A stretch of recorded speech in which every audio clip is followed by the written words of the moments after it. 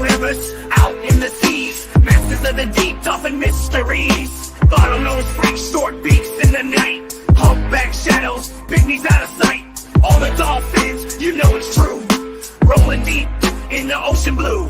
Stripes and spots, they rule the tide. Water dogs of the deep, they don't hide. In the river's grip, seas endless bounty, ruling the waves off in Illuminati. Praised by Romans, gods to the Greeks, underwater rulers, the power peaks. In ocean depths, their counts to 6.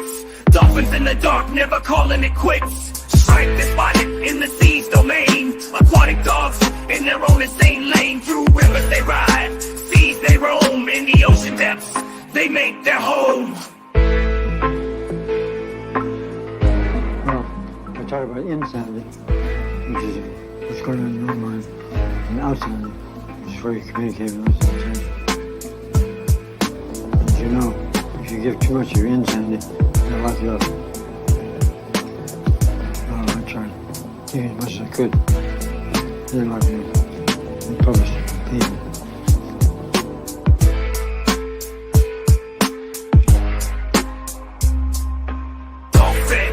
Illuminati, deep, deep, deep in the deep they creep. It's that dolphin.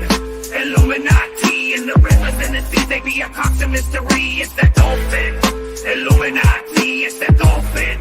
Illuminati, deep, deep, deep in the deep they creep. It's that dolphin. Illuminati in the rivers and the seas, they be a constant mystery. It's that dolphin. Illuminati, it's that dolphin. Illuminati. Deep in the woods, what are they doing in there? Bohemian Grove, cremation of care. The Bohemian Grove Cremation of Care playset comes with a random Grove member, light up flaming effigy, and of course, an owl. Paranoid American playsets, collect them all at paranoidamerican.com.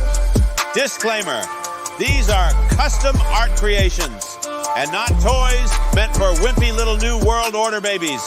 Don't eat the art.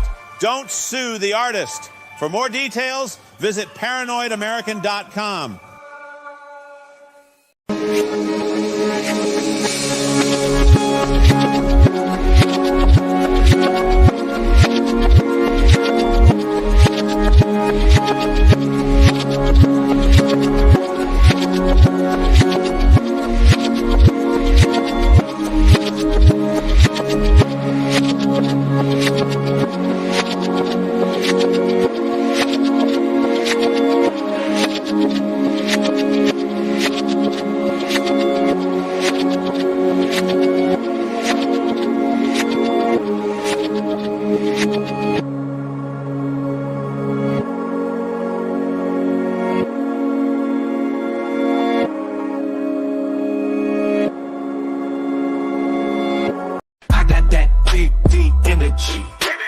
Ain't nobody wanna step to me. If you wanna bring that drama, I'll whoop that ass like Michael Obama. Yeah, I got that big D energy. Ain't nobody wanna step to me. And if you really wanna bring that drama, I'll whoop that ass like Michael Obama. No, Michelle is a trans. I'm sorry, she's a what? Transgender. We all know. Oh my gosh. It's okay. I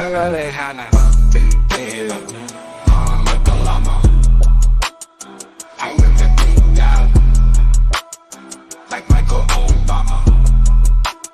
We already had it with I got that Obama. energy. Let's just calm down. Nobody wanna step to me. And if you really wanna bring that drama, I whip that ass like Michael Obama. I'm a girl, I'm a girl, I'm a girl, I'm a girl, I'm a girl, I'm a girl, I'm a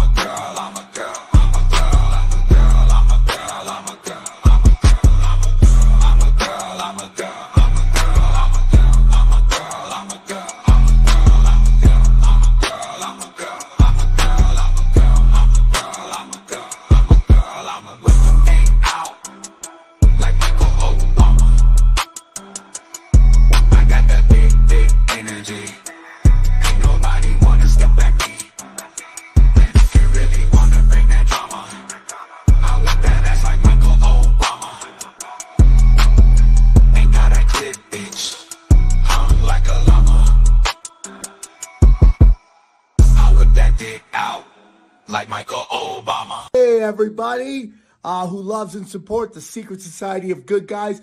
I just wanted to let you know that March 30th, which is next Saturday, I am going to be at the Joke Joint in Summerfield, Florida. I'm going to be doing 2 shows. First show is going to be a little podcast with some of the best of the best, the Nephilim Death Squad, Paranoid American. Cheney might show up. What?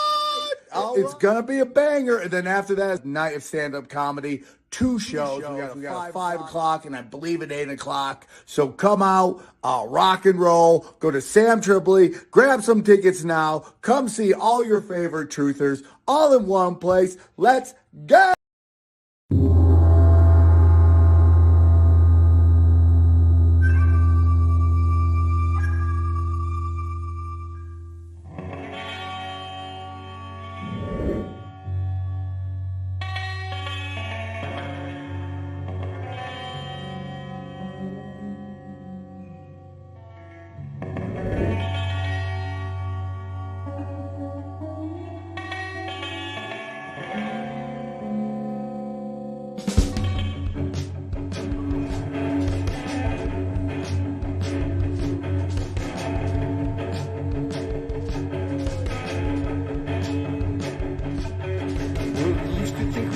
Constantly explore the view of possibilities come true. So what we do is call out to the good guys.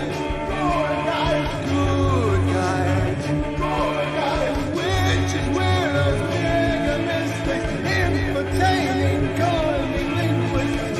Good guys.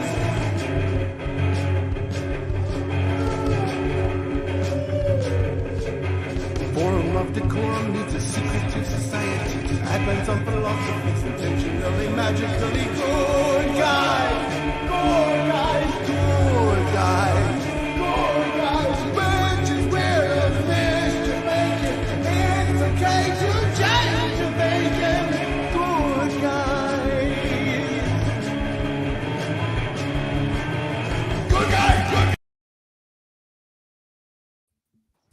Big up Hey. yourself. Is everything What up? okay? What up? Hello, hello, hello. Howdy. Thanks. Welcome to I the came Secret up with Society of Good the Guys. glitter and the white. I love it. I love it. You made it. Usually, Hey, I'm hey, so used. hey. This is the first time we've ever been on StreamYard, and I'm so used to restream and it fading out in my ear and everything. And even Juliette Lewis, I couldn't find her like she usually is. Brings us in. I couldn't find her on the beginning, and then it didn't fade out at all in my ear. It just sounded like we cut off. That I'm like, are we still here? Let me It tell did you. sound like we just cut off. Yeah. That is so like hypnotizing on its own. Like your whole video hypnotized me fully. I'm fucking hypnotized right now. Oh, perfect. Perfect. It's That's working. so So- amazing. Like studying hypnotherapy and everything, you can see like how every moment of every day hypnotizes you. Even the fact that you came off and came back on and faded out and faded in was all a form of hypnosis for you. It was all a programming. It was the universe speaking to you. I like that. It's crazy. It's all divine, baby. It's all That's divine. Some of you Always. might know Bianca, and some of you that don't. Bianca has been a friend of mine for a while, but she also is my Reiki practitioner, and she is a big, huge reasoner. I give her such big ups that I not only like thrived and survived cancer, but like I really had a good attitude through it. I'm And so happy you said that. I divine timing, baby. yeah. And I just got to watch you on your journey, but you're just kind of like you were born to do this a little bit spiritually. But I feel like me and you and Layla kind of all met around the same time. We did. Um, I know Layla. I Yeah. speak to her. Yeah. Yeah. And you know, like it's amazing because I've seen your guys' evolution as well. And it is amazing. Like I am so proud of both of you and your evolution and your just getting your voice out there and speaking, because we were not hiding in the beginning. We were very like What should we do? yeah, kind of thing, like more internal, and now we're just kind of evolving. I love it. Another thing that I just think is really cute, just to like, so someone kind of you and Summer and Paranoid American in an off-putting way kind of went to college together in Orlando. Binks and Summer went to school together in Jamaica. That's crazy. So Yeah. just like a whole little small world. That is wild. And I didn't even. I swear it's probably doesn't sound as impressive to other people, but the only reason is because as she was talking, she must have said like some phrase that I had heard her say on the phone like a million times, and I was like, I just out of nowhere, we're talking, like everyone's laughing, and it was just like, I know her. Like I don't know where the hell I know, came it was from. hilarious. The weirdest freaking feeling. Yeah, it's like a deja vu. But yeah, it was very much like a deja, but it was also like it all like I knew her name, I knew exactly where I knew her from, I knew like who I knew her through, and it just came out of no, like I hadn't thought any of that stuff in like 10 years. Yeah. 6 degrees of separation. Is that the whole thing? Yeah. Oh, Yeah. I love it. All Before- our timelines always seem to cross and then recross again, right? That's the cycle of it all. That's where the coincidences happen. Before we get into everything with divination, but we can go anywhere you guys want. How's your week been? Anything crazy in the week besides Kate Middleton? Yes. Okay. I'm going out to dinner with my nephew and his wife and my mother. We meet at this Mexican restaurant in this retirement area in Arizona, and we're going out to the restaurant from the car to the restaurant, and there's just vultures everywhere, just tons of them. I don't have video I can share. Maybe I can figure out how to get it to Instagram sometime, but there were just tons of them. And I looked back, and the other part of the sky was full of vultures. It was like a mob. Like everybody was kind of looking out at everybody who was waiting. We're just watching these giant vultures descend on this retirement area, and I'm thinking, oh, did somebody hit the switch and didn't tell me? And like, there's just shit tons of dead bodies around that I didn't know about. This might have actually been a Kanye West release promo. I saw a comment tonight. Okay. Yeah. See, that's the things like you're talking about, Binks, is paying attention to the signals that the universe is giving you, like seeing a shooting star or at a certain time or certain numbers, right? Yeah. And Lila, you seem to be really connected with stars or the sky. Yeah, you are. I really am. I really think you are. I'm like drawn to it. Every night I have to look up. I have to look for the moon. I have to look for what major stars are out. Is Venus out? Like I am so, I don't know what it is. I love it. There's something to it. Yeah, there's something special about They it. say don't look up. Fuck you. Yeah, I'm but looking as without, so within. So you know what I mean? Like you filled with stars. Yeah, I think so. I think this is what we are back here, all of us having a human experience. Because God said, you know what? You want to have free will here. I created this land for you, but you're going to forget who you are. And in order for you to come back to me, you have to go the way you came. Yeah. So it's all about living in heaven on earth. Yes. I thought you had to crawl up through a vagina. You do have to crawl through a vagina. That's the biggest and greatest portal of them all. No offense to guys or anything, but that's an amazing portal right there.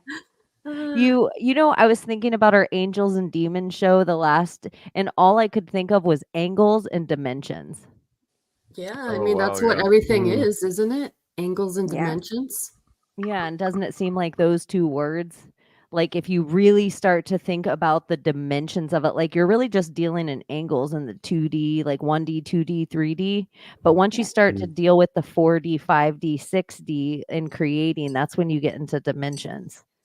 So I was thinking maybe like simple. Machine elves. Like angels, it's easy to be simple and like, two-dimensional and just play with angels. But the more dimension you want to keep adding, maybe the more demons you have to know you're going to be around. Well, Y'all yeah, maybe. thought. Yeah. Okay, you know, we talked about the whole what are they? I just said it. I just fucking said it. Elves, the machine elves. What if we are machine elves having a human experience? Because we're the creators and they create and they create and they create, and we're just on a different dimension of reality, I guess. So what if we're just machine elves creating and we don't even know we're machine elves? This is my favorite and when you're philosophizing with Layla. Yeah, This is one of my favorite things. I know I'm one just of my so out favorite. there. We could be like start on like whatever. We're like, oh hey, how was your day? What about Kate Middleton? Layla's like, you know what I was thinking about? It's always like No, it just pops into my head like a download. It's like, pew. It does You make know? a lot of sense because I guess machine elves have always, to me, had like a couple of weird traits. Like one is that they're gatekeepers, like big time, and the other one is that they're sort of like mischief makers. And I feel like those two things work with humans more than a lot of other like angelic or even demonic attributes. It does feel like we're more like machine elves. Yeah, because we create, and that's what they do.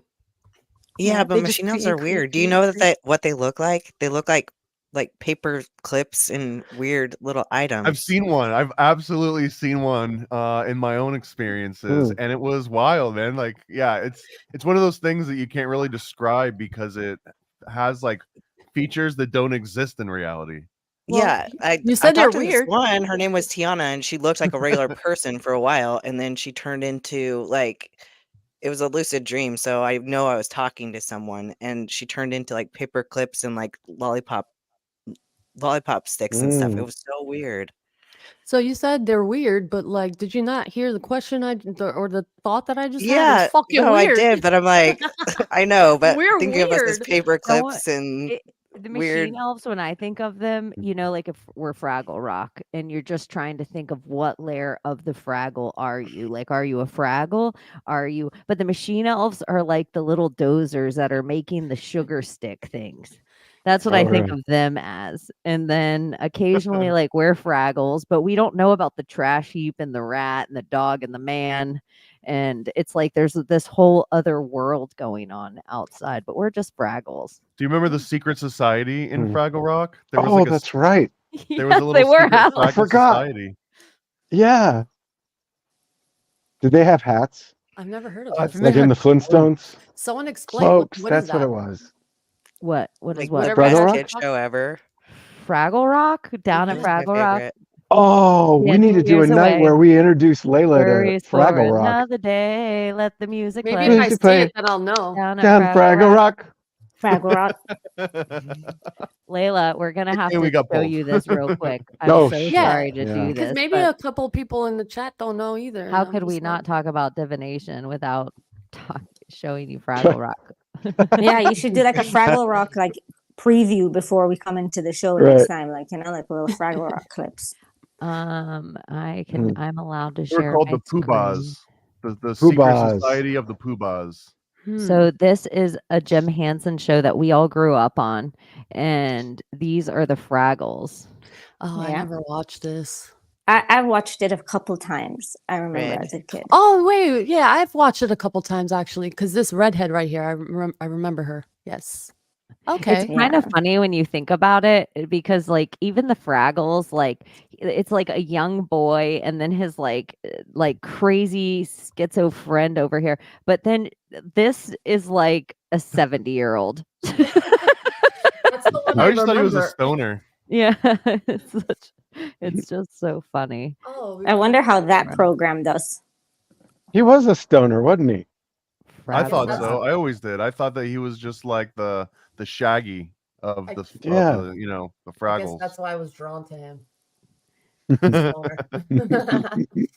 Fraggle Rock. I don't know. It's such a crazy. What do you guys think of the Kate Middleton thing going on? Anything? Well, I now don't they want said to she has say cancer, AI. right? Yeah, Did that you was today. Did you see the video Yeah. of her by Are they saying herself she's sitting on the dead? bench? No, the video to like throughout the week they said, oh, Kate Middleton, and she's been nowhere to be found. And then Prince William was out playing basketball and doing all these public appearances, still nowhere to be found. So then Buckingham Palace has to make something. So first they put her driving and everyone's like, that ain't her. And then they try to put her walking out of some place with him and everyone's like, that ain't her. That ain't her. And then a story came out today that she has cancer. Yeah, well, did you see the video that they put out today of her No. sitting on the bench and her saying, "Hi guys, thank you for your yada yada yada. But I'm okay, I'm just after my surgery, I'm just taking time apart." But that whole video, and I hate to say it, but it does look AI, and I don't want to blame AI for everything because that's just a slippery slope. We talked about it in the whole sex industry and just blaming everything on AI. And I hate to do that, but it looked very AI, that video. If you want to see it, it's on Benny Johnson's profile on Instagram. That's where I saw it. I'm just throwing it out there because we live in an actor-based reality. And way back when, there was this story that Prince William, when there was the TV show The Hills out, and there was Lauren Conrad, and there was a story that Prince William, first he was obsessed with Britney Spears and that he wanted to date her. And then there was a story that he was obsessed with Lauren Conrad from The Hills for a while. So they apparently met up, and Lauren Conrad was like, no bueno, not having it. And she went back to Beverly Hills, whatever the meetup was about it. But apparently Kate,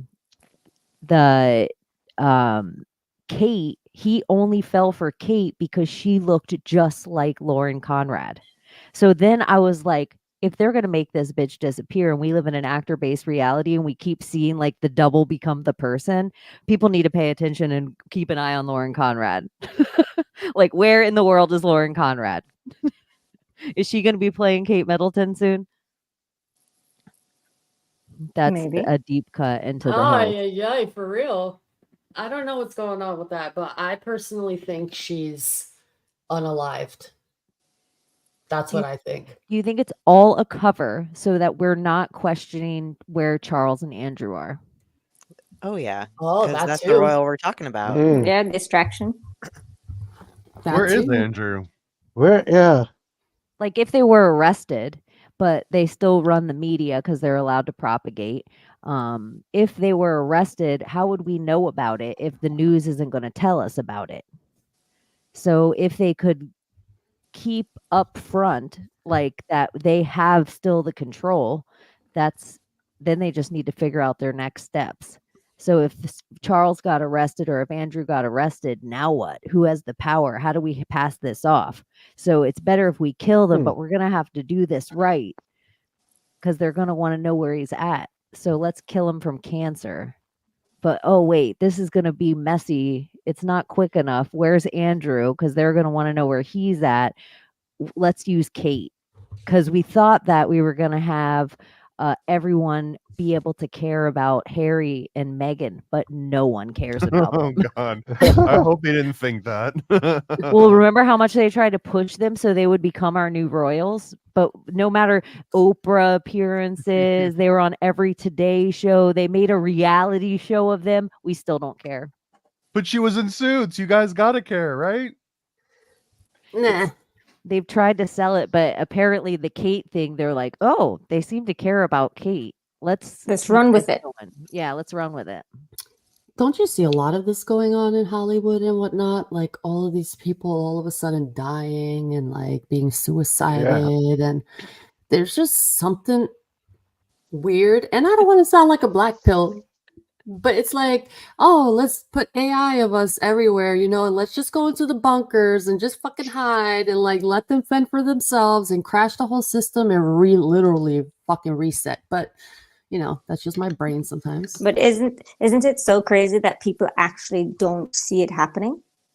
Yeah. But isn't it kind of crazy? In their reality, because everyone has their own reality. We're all the main character in our own movie, right? And do we create our reality, or is our reality I guess the universe is ever expanding, right? So as we create something must happen to kind of correspond with it. So in other people's reality, Kate and everyone is just normal. Yeah.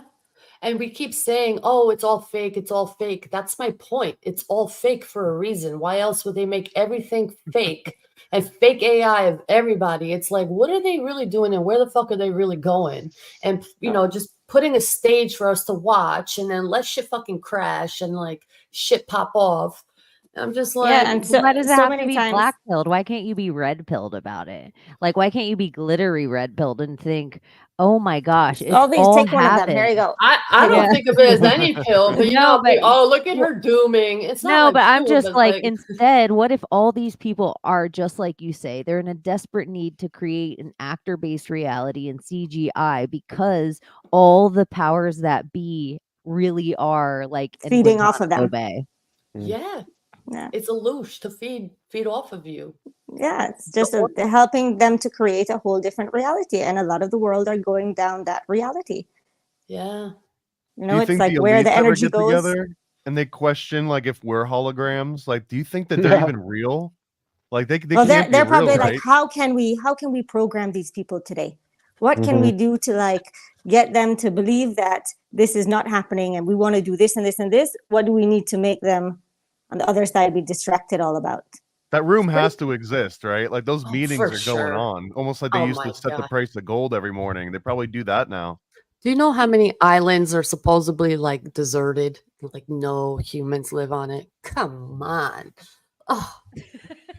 Oh, they have plenty of meetup spots. They have their jets, they have their submarines. We gave it all to them. I really picture like events that happened where like George Burns and Betty White came out and did like the most grotesque sexual shit on stage, why people like cheered it on, and then like to become a Hollywood actor that makes it the longevity of a Betty White, like people ran trains on you. Like if you're a person like whoever the biggest, blackest, toughest guy is in Hollywood, trains get run on him in the back end. That's what I picture these secret club meetings to be like. I picture whatever we consider beautiful, like, oh, look at it, Jennifer Lawrence. They make her crawl around with the pigs.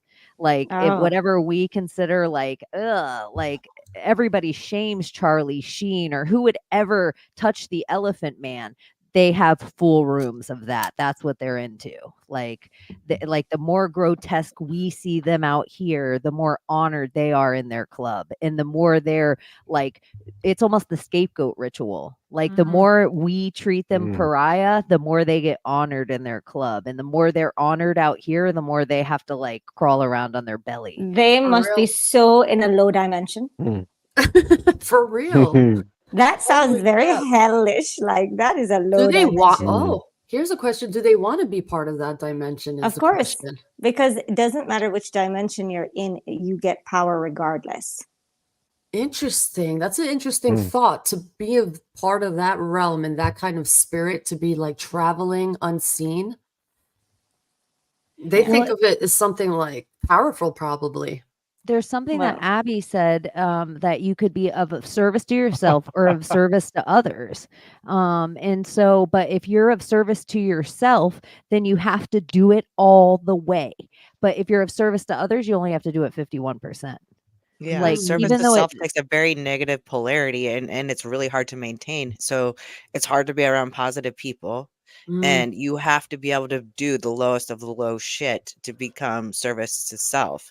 And service to others, you don't have to be like put everybody above you.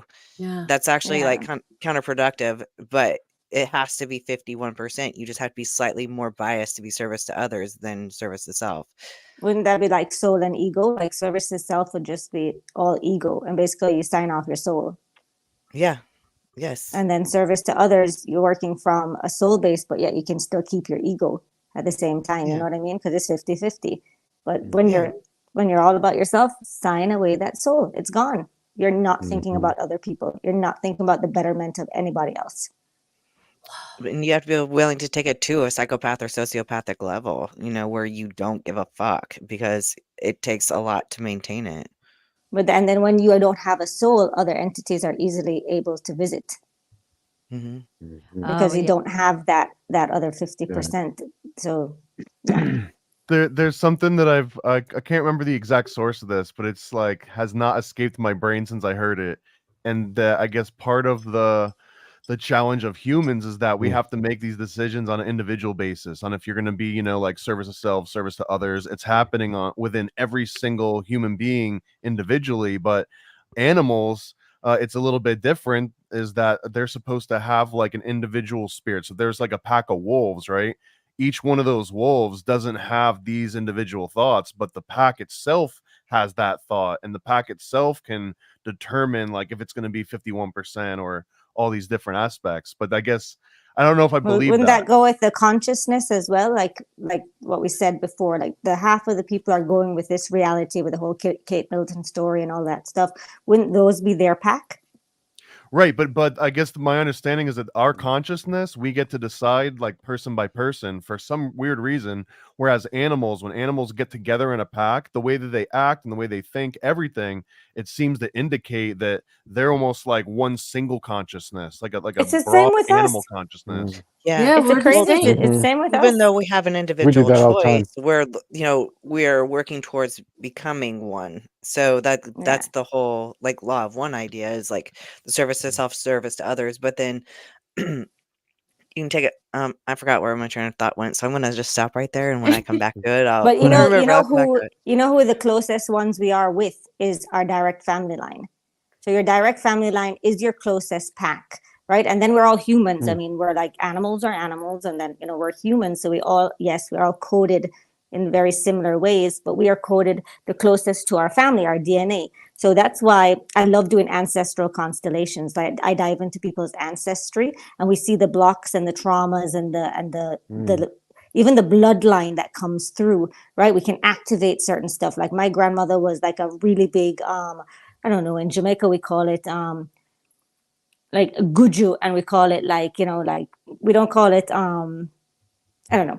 So she used to like beat her chest and say different things about different people and all that stuff, and people would like die, or like things would happen to those people.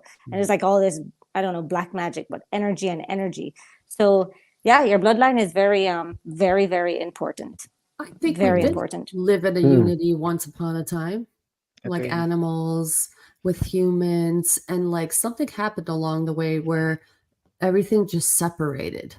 Like something separated, and it just caused this division within species, and also with male and female too. It's like a split. Something happened. Well, look at stars. Probably. Look at like big bangs. Look at outside of us. Like, like things have to happen, and then things split, and then things happen and things split. You know what's an interesting thing? In Islam, it says that heaven and earth were one, and it was split. Yep, and it says earths. So there's multiple like literally multiple heavens, split. multiple earths. Yeah. So that could be part of the whole thing. That's why. Do you see what we are, y'all? Do you see what we are?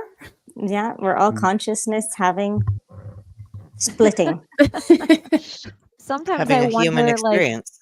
our idea of one, what if in our humanness, like Thomas is saying, animals have this idea of collective thinking, like schooling like fish or packing like wolves, or this idea, but in our evolution, maybe we don't necessarily have to, like, maybe the breakaway, instead of it being something we're closing ourselves off to, maybe it's separation of that school, maybe it's separation of that normal thing that every other animal runs on. Maybe we aren't supposed to anymore, and this is like a huge awakening for all of humankind. Like, you no longer have to turn left when the school turns left, or fly like the fleet of birds. Like, you can just sit and watch all the other fish school if you want. For sure.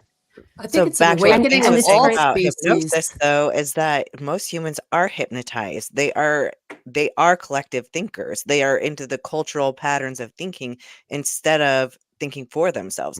And I'm going to offend almost everyone here when I say that, because like most of us are caught up in what someone called pendulums or tulpas or egregores.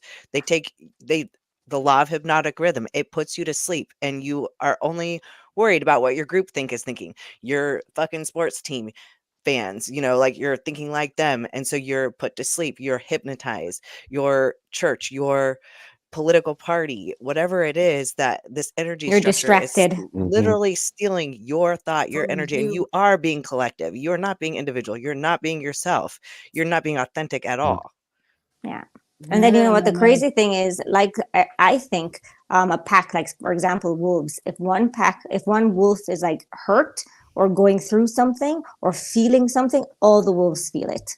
Yeah. Oh, Like all the that's wolves so know, because they have to speak telepathically to each other. So like when you start connecting to the collective, like when I'm channeling other people, I can feel their feelings. You can feel their pain inside. You know, you feel your stomach hurting and all that stuff. So our bodies are even talking to us all the time, but not only about ourselves, but they can also talk to us about other people. I really on Netflix, we watched our first episode. We watched Midsummer, and that was my favorite thing about all their crazy rituals and stuff, is that when one person was feeling something, they would all join in the feeling. So if they were like in pain and upset, they would all moan and cry like they were in pain and upset.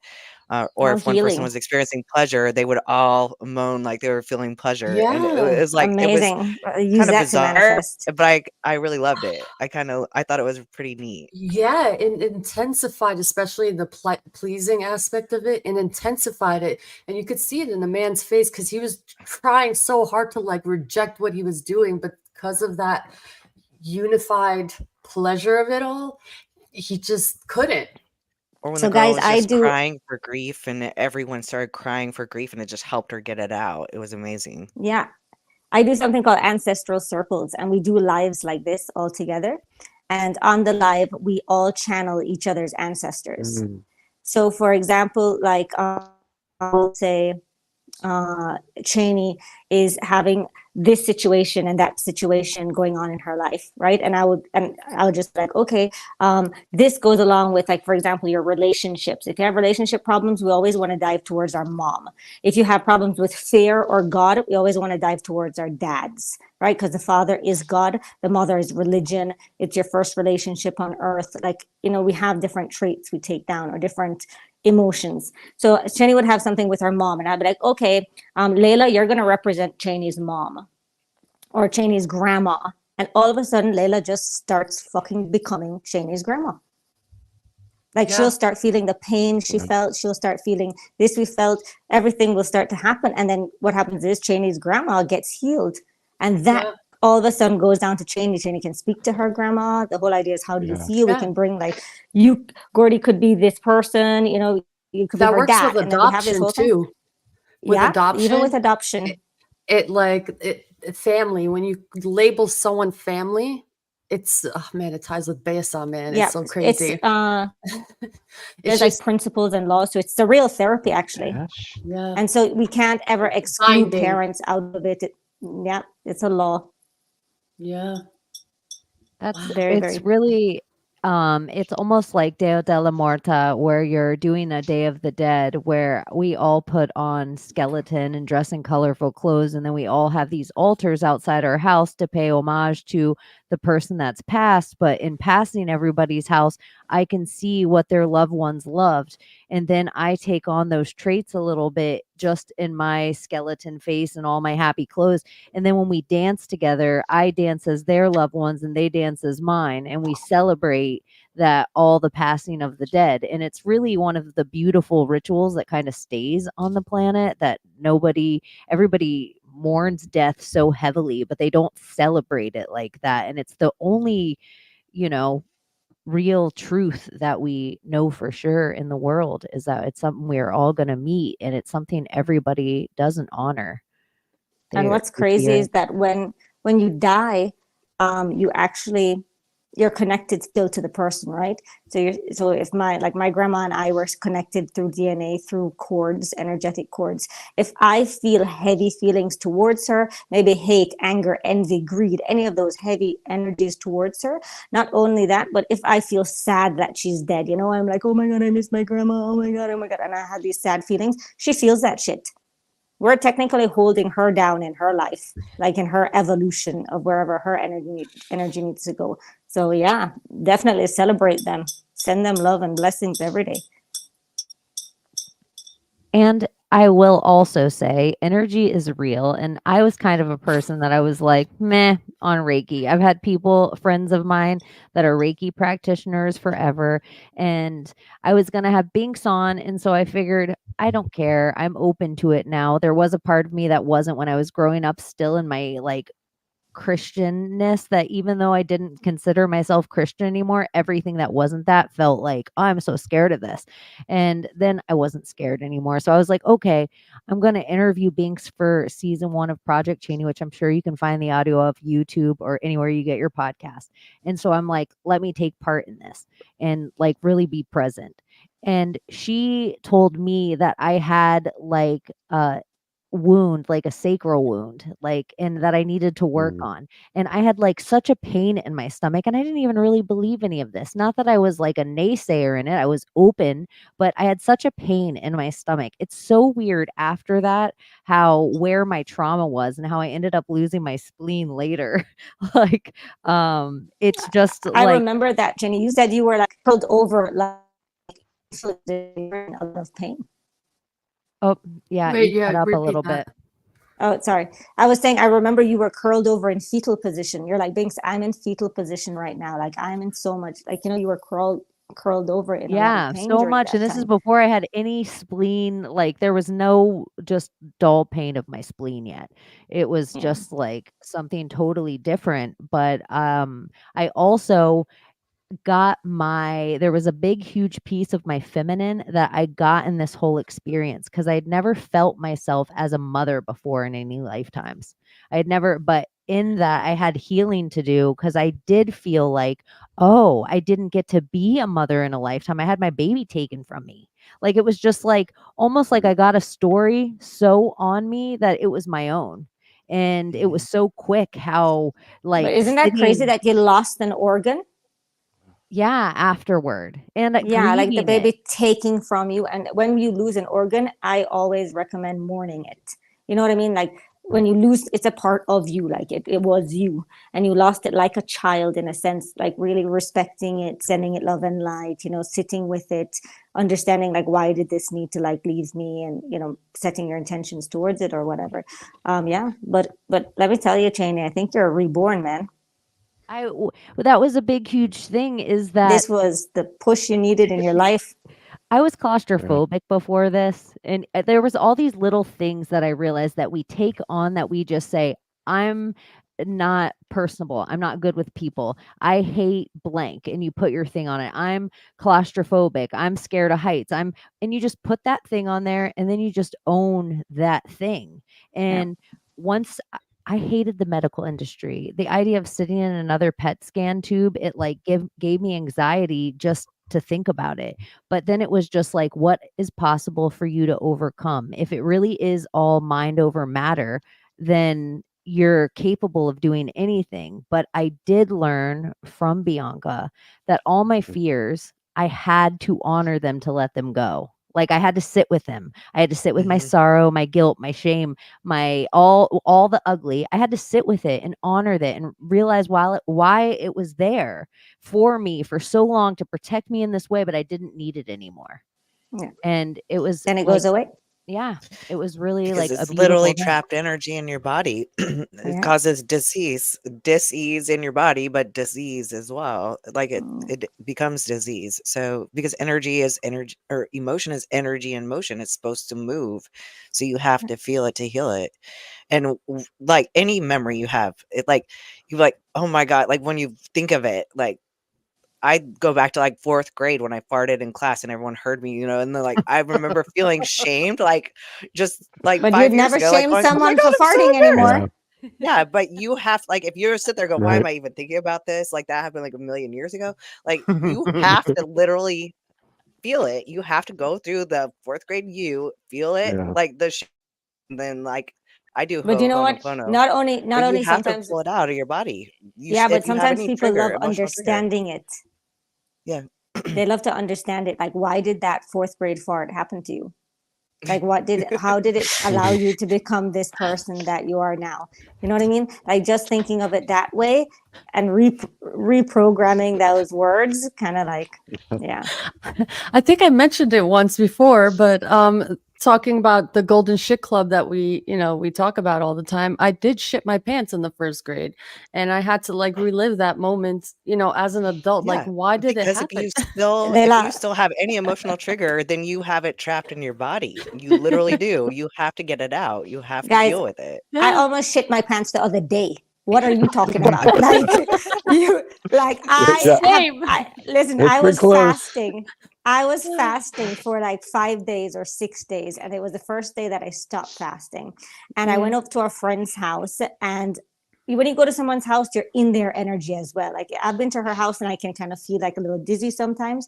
I was in her house, first day fasting, my stomach is like brand new lining and everything. She gives me clam chowder soup for lunch.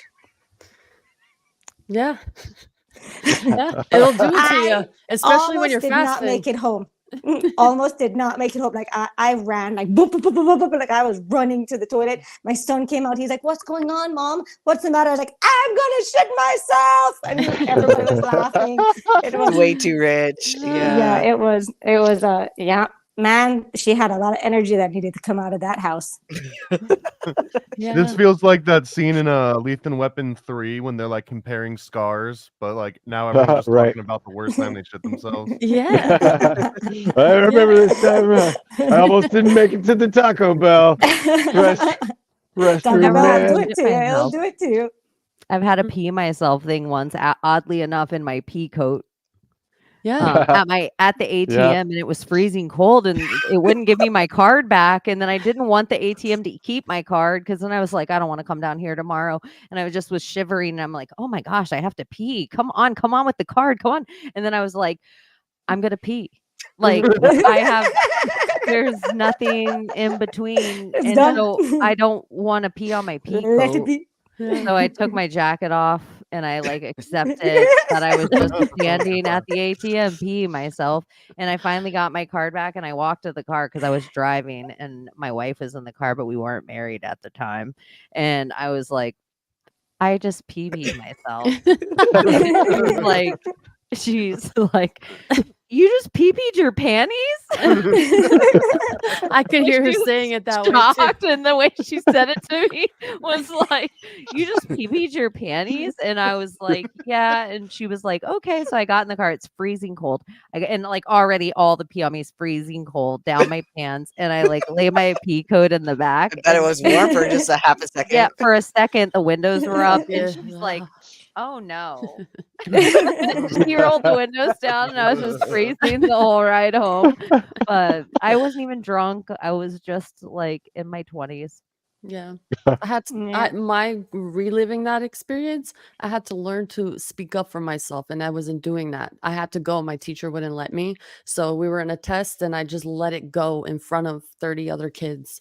And well, urine, just to that's what I piggyback learned. on everything, urine is all about marking your territory. So you marked your wife's territory. You're like, fuck that bitch, you're mad. And you just like marked your territory all up in her car and everything. And then Layla was like, all right, well, I'm going to just mark my territory. You won't let me go. And everybody's like, oh my God, Layla. Layla was the talk of the town after that. Yeah, you know, like she marked her territory. She's like, I am queen bitch in I this guess that's when the classroom. bullying started. See? When the bullying started. Yeah, I was bullied like hell in fucking school, dude. It was crazy, but I had to Because live they it. saw you trying to mark the territory, they were like, "Oh hell no!" Exactly. Fuck this bitch. What does she think she is to mark territory here? You think she's part of the Golden Shit Club? Oh, for sure. Bianca, part of the secret society of good guys, have you ever seen anyone light their fart on fire, or have you ever lit your fart on fire? No, I have never done that, but my family has this thing of catching their farts and throwing it in your face. I've seen that. Yeah. Like your current family right now? No, not my current family now. So I have a cousin of mine. No, that would not fly. That would not fly in my house. No, I have one of my cousins. She's this really big Jamaican lady, right? Really big Jamaican lady, and she grew up with a lot of boys. right? A lot of boys, all her brothers and everything. And she still does it to this day. She'll like catch a fart and throw it in your face. And I'm like, oh, you did not just do that to me. Like, what the fuck? We don't do My that. ex-husband did that shit, man. It was so gross. That's why he's an ex. Yeah, exactly. Like, you do Nasty not throw your motherfucker. fart in my face. Yeah. It's not cute to me. No, that's I'm getting not. flashbacks right now of getting like bullied by my friend's older brother. Like that's that energy that comes from that, of, like catching a fart and throwing it at someone. Oh yeah. The only time it's weaponized, it's brother used to okay, do is it. like an accidental Dutch oven or something, and maybe it's not on. Yeah, but we're maybe talking it's about not like accidental. You know, maybe it and, was like, on purpose. I throwing. don't know. My brother who passed used to do it to me all the time. So I appreciate that now. Yeah. If I could rewind with my wife, I wish we had that part of like, not that I ever want her to be uncomfortable, but I just wish there was some things that were sacred. I believe there should be. I do believe there should be. I'm more ladylike than you'd think. Like, all right, sometimes around my dude friends, whatever, but most of the time I'm just like, gross. Don't do that in the bathroom. Let's pretend like that doesn't happen. Yeah, like I just Yeah. want to think of you like can you pretend you're 5D and that you don't shit? Like, can I just not know? I Even used some to of be my that way. lady friends, like I put on this little, and they'll just be like, "Oh, I'm sorry, girl, I gotta go. I'm having bathroom problem." Like, I don't want to know these details of your life. I just want to pretend you're just like a pretty little lady and you don't even have an asshole. But why? But why?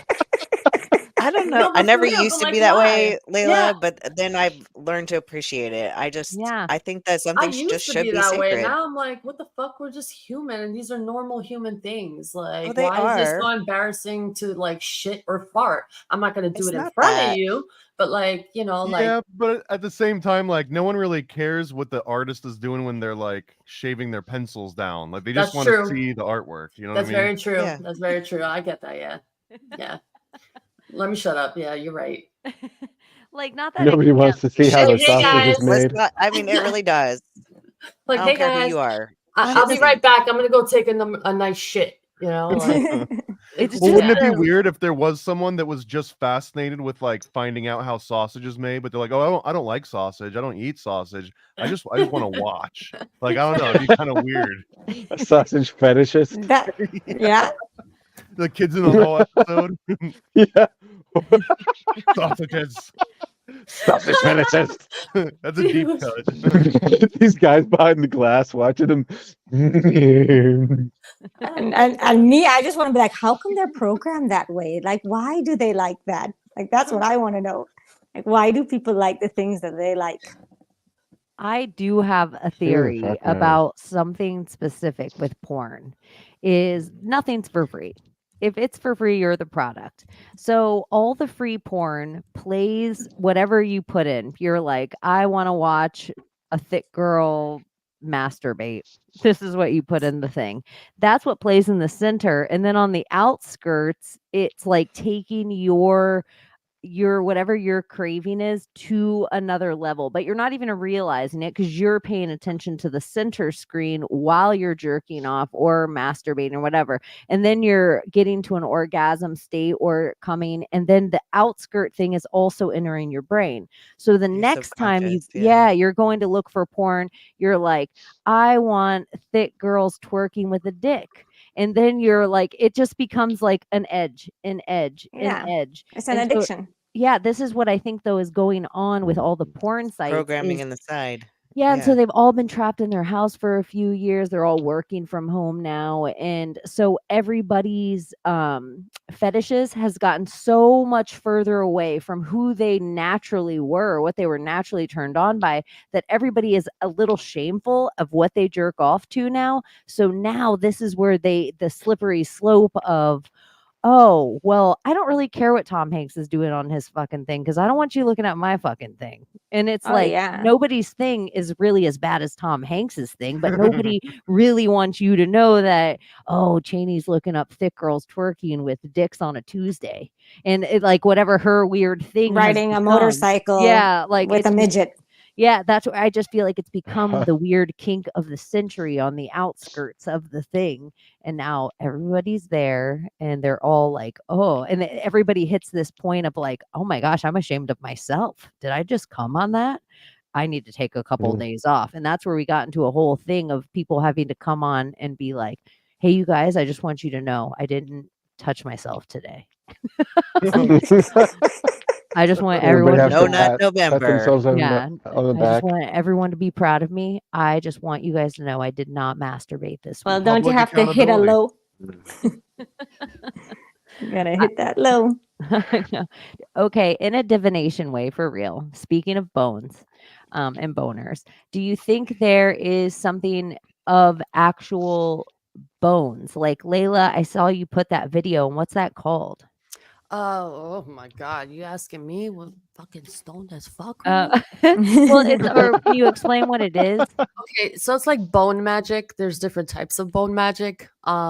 So it's like you ask a question, and when the bones fall, you could do it in a bowl or you do it just dry bone. But you just ask a question, and Dry bone. they'll you just drop them on the table or whatever, or the ground. It could be on dirt, which is better. And it'll form into shapes which you'll know as a yes or a no or a maybe. So that's one form of divination. But then you have the taking of bones and casting spells with. So you could take a bone, wrap it with hair and maybe a blood cloth of, I don't know, something or somebody, or a piece of cloth from somebody, or nails, or using an egg in it. And you just do black magic with it to put a spell on somebody or conjure a jinn to. Yeah, because that bones, I mean, jinn love bones, right? That's what they Yes. eat, especially if you don't bless your food or Yes. set your intentions before you eat your food. Oh my God, those heavy energies, those energies are on it. They're on it. Bible-mancy, hold on. What do you guys think about wishbones? Did you ever do wishbones? Oh, yeah. Yeah, I Yeah, know like everyone wishbones. do I mean, wishbones? it makes your intentions who you wishing to. You know what I mean? I don't think anything is bad. It just the intention that you put towards it is what makes it whatever. Like, I mean, I can cut my hair with a full moon. I love to cut my hair with a full moon. I love to cut my hair with a new moon. But again, what is my intention for it? Am I doing it to hurt somebody, or am I doing it for good, light or love, or shit and evil? Yeah. So the type of magic, it's called the scapulomancy. And most of the bones that they use are the shoulder blades, or spiel bones, scapula. So those are the main bones. If you want to use like real magic or real intention, it's usually the shoulder bone of a animal or human, if you want to go that dark. Human. Yeah. Well, I brought it up too because it's 322, so it's a Skull and Bones Day, and Ooh. they have Geronimo's skull supposedly, and if scapula or different kinds of bones of chicken or some animals would be powerful in like a hoodoo or voodoo type way, I was wondering what kind of spells of humans of if you had, and now it makes me, Layla, think of the skull and bones totally different. Like, is it part of their shoulders? Oh yeah, it is. It is that. Yeah, it's the skull and the shoulder bone. Yeah. Or is it? I've heard it a couple of different versions. There's scapulomancy and ephemermancy, but I think the whole over, like, if you can use like all of it, I think it's osteomancy, but I could be wrong. There's all different types of mancies out there. Yeah. Have you ever heard of glutamancy? Love it. Look at Abby knew she was like going to be The into all-knowing glutamancy. ass. She was like I thought you looking were talking down about at her gluten. phone, and then she looked up. I Like, literally thought you were practice talking about like gluten glutamancy. or something. I was like, what is she talking about? Glutamancy. And then I was like, oh. Yeah. Sorry, I didn't mean to throw off the whole conversation with Abby's No. butt. Man, these different mancies, they're very interesting ones out there. Very interesting ones. The one that I don't know if it's a mancy, but like we practice this. I don't know if you do, Divination. Bianca, but you've heard of it. It's like coffee cup readings. Oh yeah. Yeah, this is like my favorite thing that I'm Oh, trying gross. to like. Clean your cup. Yeah, Juan. It actually is a form of divination, is It tea is leaf divination. reading and Yeah. coffee ground reading and things. I was reading a lot about it this week. And then, Yeah. so it is a form of divination that they've used for a very long time in history. I Yeah. mean, this might sound silly, but would it count as like a kid eating like alphabet soup and like watching what like words come together and form and Oh yeah. deriving meaning out of that? Is that That's any different? divination do right that. there. I used to do that as a kid, like find words and like, oh shit, and eat it. Like, Yeah. you know, it was just like a game. Yeah. It was like a game. But yeah, it's really interesting. What really made me believe that there's something to this. I went overseas on vacation for the first time ever, go visit all my family members because we don't have like actual like cousins here, like really, really close. We have second generation cousins here. But anyway, we went to some village in Skopje where it was like Farmville, like very country, you know, and we started drinking coffee cups. We did the whole, you know, spinning the cup, putting the ring on it and setting an intention. And my cousin who actually read the cup, she's like, I want to warn you, but I don't want to put fear into you. Just be careful, you know, keep your loved ones close because I see something. I don't know if it's going to be 9th month, 9th day, 9th year. But something will happen. I just don't know what it is. But she can't tell you what it actually is because the whole point of it is not to instill fear in a person because there'll be people locking themselves up forever with giving too much information. But on the 9th day, the July 9th, my brother was shot and he was shot and killed. So that was like a huge number 9 that showed up in the cup, like the whole entire like cup. And I was just like, oh my God, like, what the hell? Like, it was so accurate on everything that she said.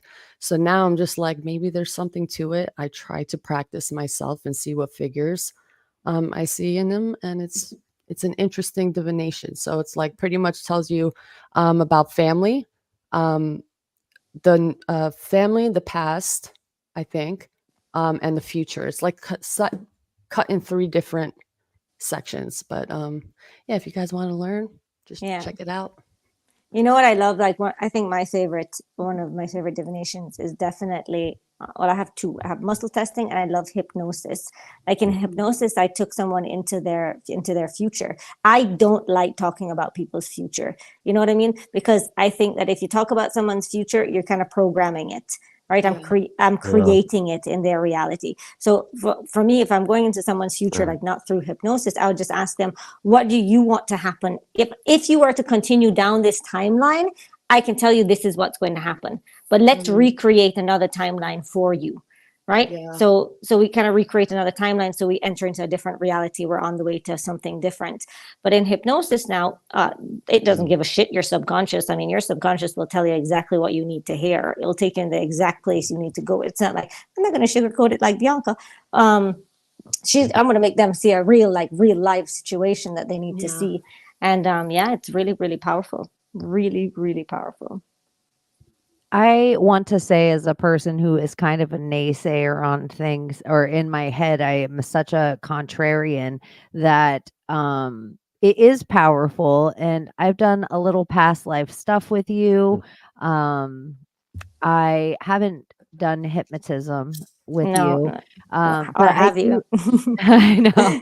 But or have you? You would well, know. I know now that I have listened to you when I've been in my states, like or meditation. Yeah. So I do think it's very powerful. And I do think you also have a really great way of, your voice is pleasant, but you don't sugarcoat it when it needs to just be said. Yeah. Like you're I mean, you have to visit it. Yeah. And it's nice. You have a good balance. So I think, anyone out there who might want to explore some of this stuff, I think Bianca is a good person to explore it with, for sure. Thank you very much. Thank you. Yeah. Bianca, I've done that before. Past life regression. Yeah. Once. And it took me kind of a good year to just kind of sit with it and watch it over and over again to figure out, like, what the hell it was trying to tell me, because What like did you regret? each, Did you regress, and did you do it with someone? yeah, I did it with Phoenix Aurelius's wife. I c- oh And gosh, then did they I go will to the think of her name. subconscious She mind was really after? great. So I normally, like when did. you do a regression, you must go to the subconscious mind and ask them, why did you show him this? Why did he experience this? Right. Because I mean, my goodness, to ask yourself questions about it, it's a lot to take in. Yeah, it was a lot. Yeah. It was too much. It's a process. What happened to you? Did you go to your death? Well, not too much. I don't know. Yeah, a couple of them. Yeah. But it was just two lives that were telling me a lesson at that specific time in my life. You know, Yeah, you needed it. and I needed it, like guilt and shame issues and stuff like that. Yeah. Yeah.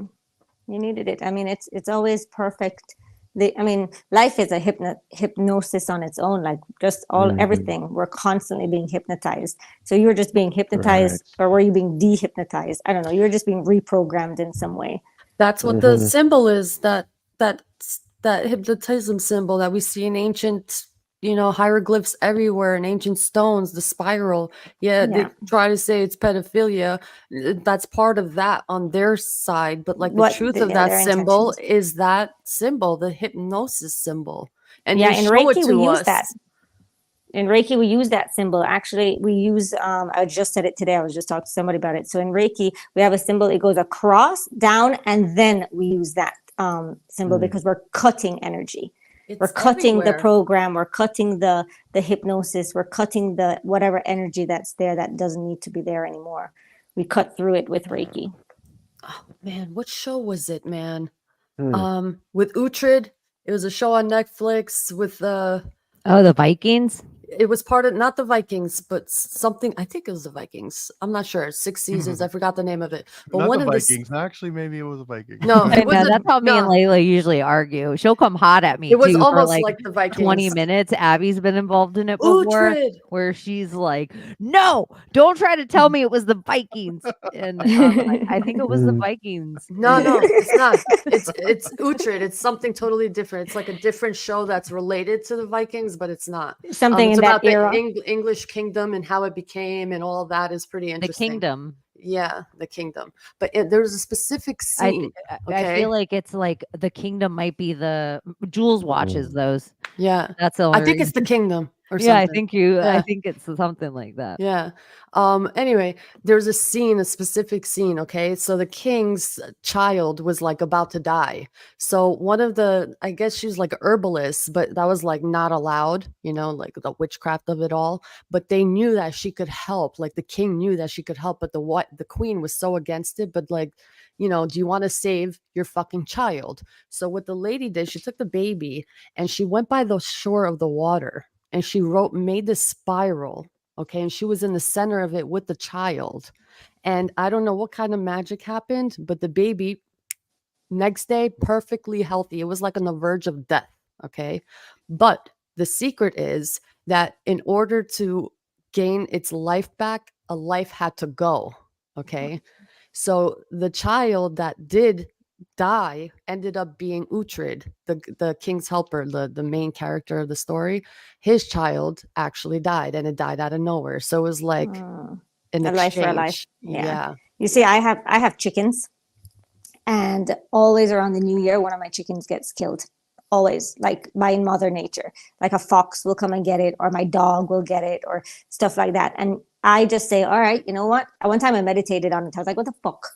Why do these fucking chickens keep dying? And what I got, the message was, let it be them and not yours. Let it be them and this. It's replacing something. If something you love was to go, let it be this.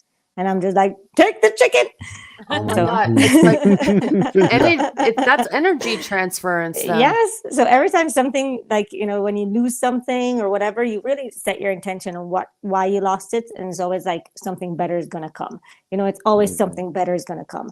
And when you look at it like that and you look at life that way, man, I mean, something better must be always coming. And somebody in chat, they asked if hypnotism is a form of divination, and I would say all throughout time they would used to take the oracles and hypnotize them, sometimes on different herbs or sometimes different psychedelics. But part of what the message they would get from these different oracles or the virgins that the lepers would use would be under hypnosis.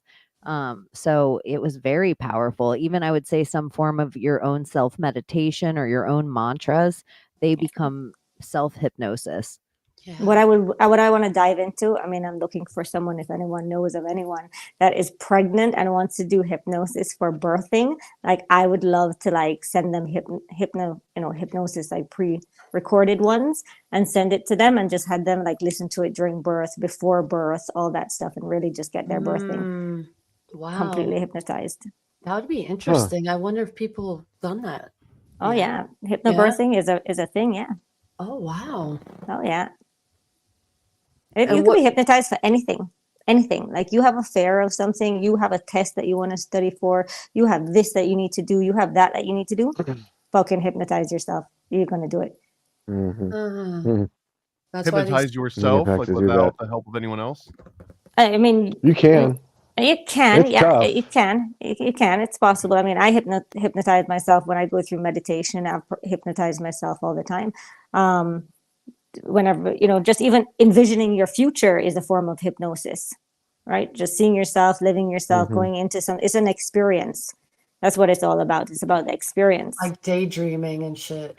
I kind of saw remote viewing as hypnosis, or hypnosis as kind of like a lens to remote viewing. Like, that's that next step. Different dimension. It's going into different dimension.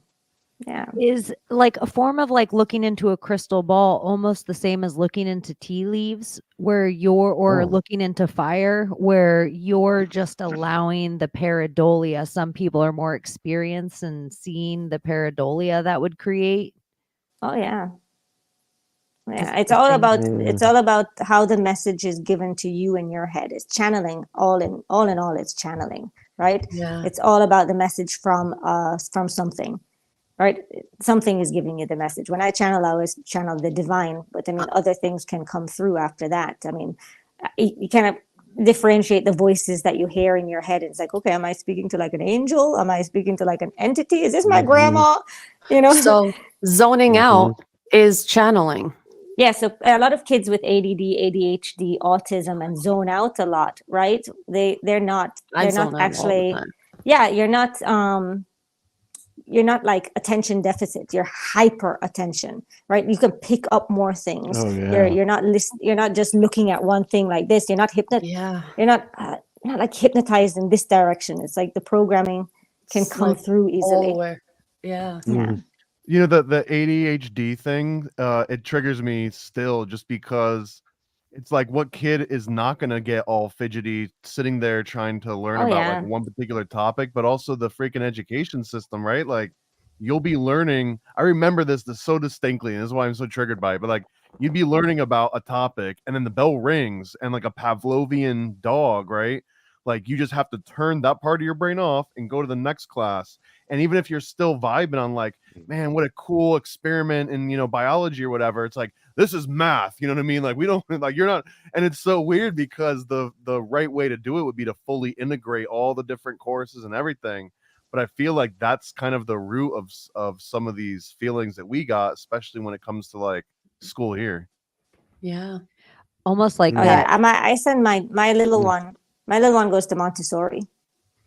Montessori's great. Like, highly recommend Montessori school. It is like they integrate everything with everything. It is just like you are in just life. She loads dishwashers at school. They have food on like real knife and forks and everything like that. And then they put everything in the dishwasher. They make the table. They put the napkins on the table. They're counting the napkins while they're doing it. They're counting how many kids are here. They're doing all of that stuff. They make their beds. It's like, it's real life and learning in real life. Rifle club. A rifle club? A gun course. They should have like archery and all that stuff in the background. I live in France, guys. Like, it's we don't have that here either. I used to love gun club, I mean, man. my husband's all about that. So he'll have the kids with little BBs outside. I live on 4 acres. Like we're like outside. The other day we had Nice. like dogs come, and my husband's like running out with like the BB, and I'm like, don't hurt the dogs. Just some like random dogs. He's like, no, they need to know they're not allowed on my property. The kids are here and everything. And like I have big old my German shepherds outside. Like it's nice. It does look beautiful. It's nice.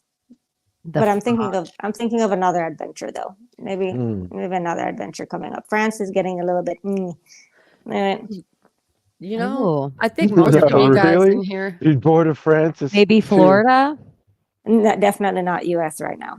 Okay. You guys, the No. state that you're the state that you're in right now is I'm thinking about maybe It's lovely. I'm thinking about Malaysia. Oh, that's nice. Really? Really. If you Have were you- in a Oh. US, maybe Florida. Oh, if the US, definitely Florida. Hmm. Yeah. I'm heading to California in 2 weeks. Making sure. I'm heading to California in 2 weeks. My first time visiting California. I'm super excited about that. What part? So we go to LA, and then we are heading to Desert Springs. I'm invited to be a guest at a retreat. And it's going to be an all-day retreat from like 9 a.m. to 9 p.m. She's even getting like the indigenous people, to come out and do dances around bonfires. It's going to be the shit. We have a guy who's coming out, a chef, doing your astrology meal. Like Oh, making wow. your meal Really? to go along with your like signs, your Ooh. your horoscope. We have like sea moss smoothies coming out. Like I'm coming out to do like hypnosis for group sessions, private Reiki sessions, like stuff like that throughout the day. Nice. Past life stuff. And we have the massage coming, masseuse, everything. It's going to be so amazing. I'm so excited about it. I have an itinerary for Wow, that is rad. the whole week. That is so awesome. But yeah, I'm definitely When looking is into it? Malaysia. It's going to be on the 13th of April Oh, okay. in California. If anybody's interested, come on over. Do It's world actually Coachella politics week. play a lot into your like we're gonna move situation, or It does. you rely? It does. Do you have your own gut feelings about things, or Yeah. do you use Reiki or Yeah. energy where you're like, okay, this seems like a good feel? Yeah, We're I feel gonna it out for sure. I feel out all the different places. I mean, the world is my oyster. I want to go everywhere. I've never lived in an Asian country. I want to live in an Asian country. Like I just want to experience that. I want my kids to experience that. So Asian country is awesome. Malaysia is a Muslim country. That's awesome for me too. I love the Islamic rules. There is going to be no homophobe, no teaching sex at school. Yeah. There's no those type of things that I want to teach my kids. Yeah. Yeah, more conservative. Like I want to teach my kids. Like I want to tell them. I want to watch it in movies and be like, that's okay, that's allowed for people. But I don't want to push it in their faces like that.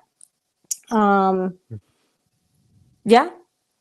That's awesome. Yeah. Your kids get to grow up like very multicultural. Yeah, that's what I want them to do. I want them to see different for a child. cultures there.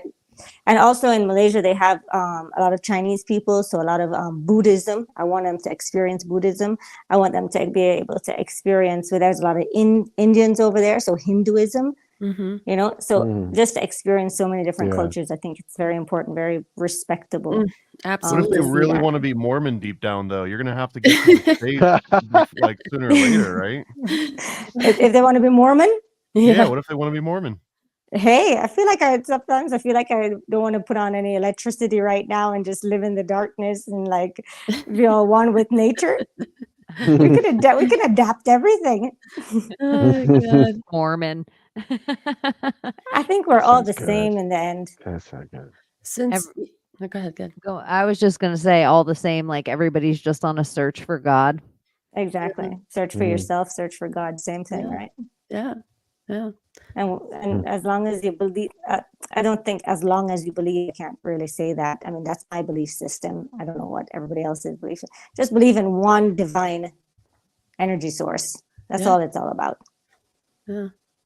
Divine One energy energy source. Do you One think divine people are energy working source. against? Do you think if there is a one divine energy source, is there a dark energy source, or is there people that are privy to any of this kind of divination? Like, are we watching evil on the planet play with divination, or are they just aware of powers that we all possess, but we've been like feared away from them? Well, everything is intention. So everything is intention. There's only one divine energy source, and the intention used towards the energy source makes it good or makes it evil. You are good and evil. The divine source is not good or evil. It's just the divine source. I mean, you don't tell your electricity what to be. It's just wired in wherever you put it. Yeah. So we create the good or evil. I mean, that's the whole human experience, right? Menaces. We're just menaces. We are the devil and we are God. Yeah. The machine elves. I was just gonna say, but I didn't say it that way. Oh God. Y'all, you know, we do a lot of this and we zone out, but sometimes when we're just sitting there having our conversation on a telephone, you just take your pen and you zone out and you start scribbling and you start writing shapes or faces or whatever. And y'all don't realize most of the time that's divination. You like literally zoning out in that space. And you'll end up writing like weird words. Like, why did I write this word? Or why did I write this or draw this picture? Why did I whatever? And that's like a zoning out mode that we all do because we Well, all are you zone zoning out or are you just tuning in? or that.